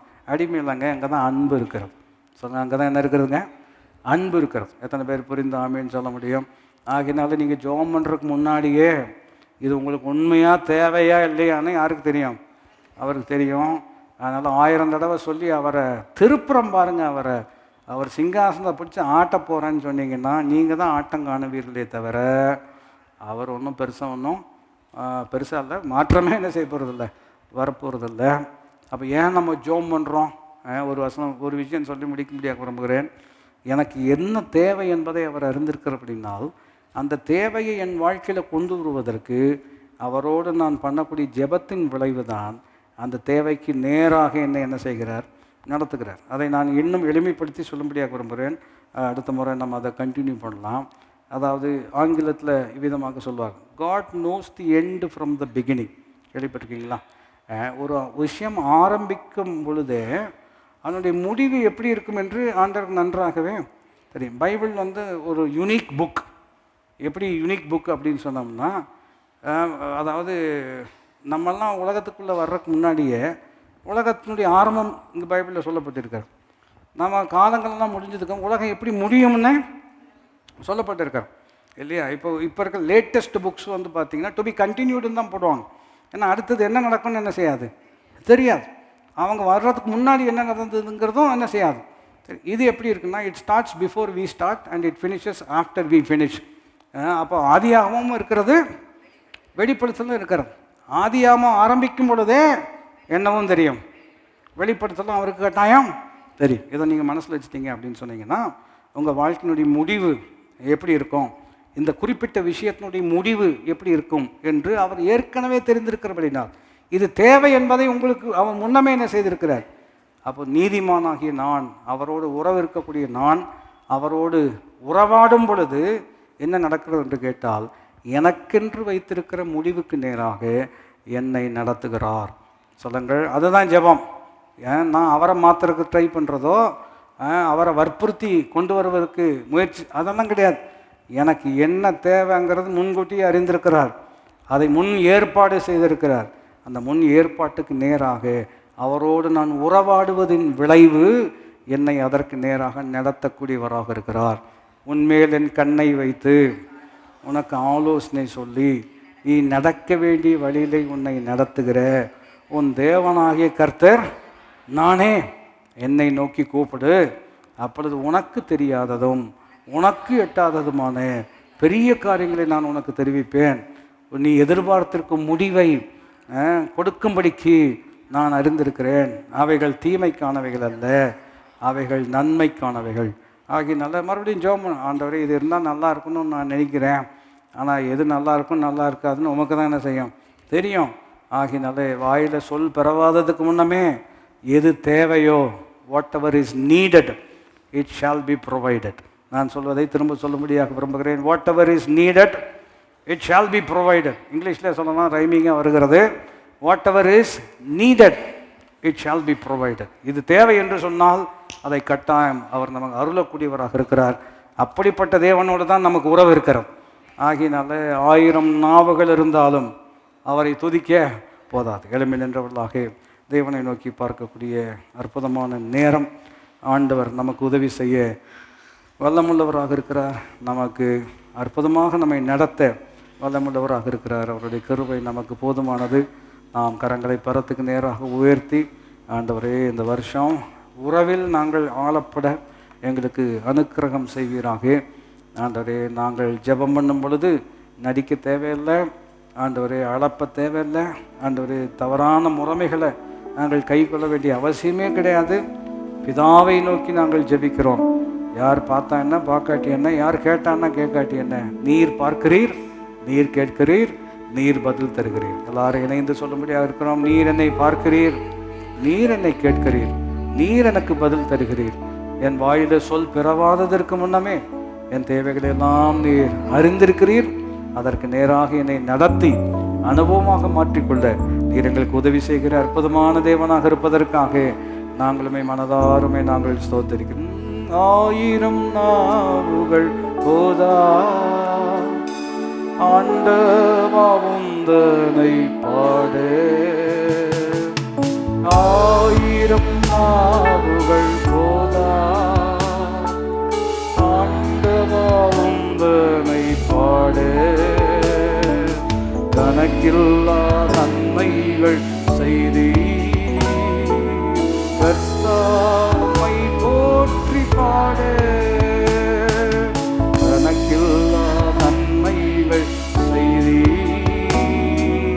கர்த்தாவை போற்றி பாடு. காலமெல்லாம் உந்தன் அன்பா கரம் பிடித்தென்னை நடத்தி. கால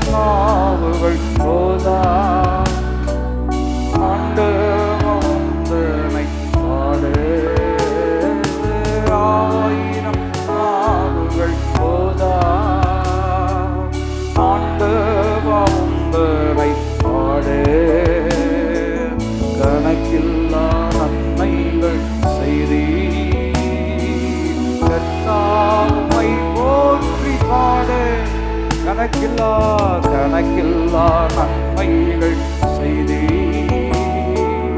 கர்த்தாவே உம்மை போற்றி பாட. கரம் உயர்த்தி நல்ல ஆண்டவரே, நாங்கள் என்னுடைய வார்த்தையில் வாசித்தது போல எங்கள் வாயிலே சொல் பிறவாததற்கு முன்னமே எங்களுக்கு என்னெல்லாம் தேவை, இந்த வருஷத்துக்கு என்னெல்லாம் தேவை, குடும்பத்துக்கு என்னெல்லாம் தேவை, பிள்ளைகளுக்கு என்ன தேவை, ஆண்டவரே எங்களுடைய தொழிலுக்கு என்ன தேவை, எல்லாவற்றையும் நீர் அறிந்திருக்கிறீர். அப்படிப்பட்ட சர்வ ஞானம் படைத்த ஆண்டவரே தேவன் எங்கள் பிதாவாக இருப்பதற்காக நன்றி. நாங்கள் உம்முடைய பிள்ளைகளாக இருப்பது எங்களுக்கு கிடைத்த மிகப்பெரிய பாக்கியம். ஆண்டவரே சிறப்பாக எங்களை நடத்த போகிறீர். கிறிஸ்துவுக்குள் எங்களை வெற்றி சிறக்க பண்ணி ஆண்டவரே எல்லா இடங்களிலேயும் எங்களை கொண்டு உம்மை அறிகிற அறிவின் வாசனையை வெளிப்படுத்துகிற தேவனுக்கு ஸ்தோத்திரம் உண்டாவதாக. உம்முடைய மக்களை ஆசீர்வதியும் வார்த்தைகள் ஆண்டவரே ஆழங்களிலே வேறு கொள்ளட்டும், மேற்கொள்ளட்டும், மகிமைப்படட்டும். இயேசுவின் நாமத்தில் கேட்கிறோம் எங்களுடைய நல்ல பிதாவே.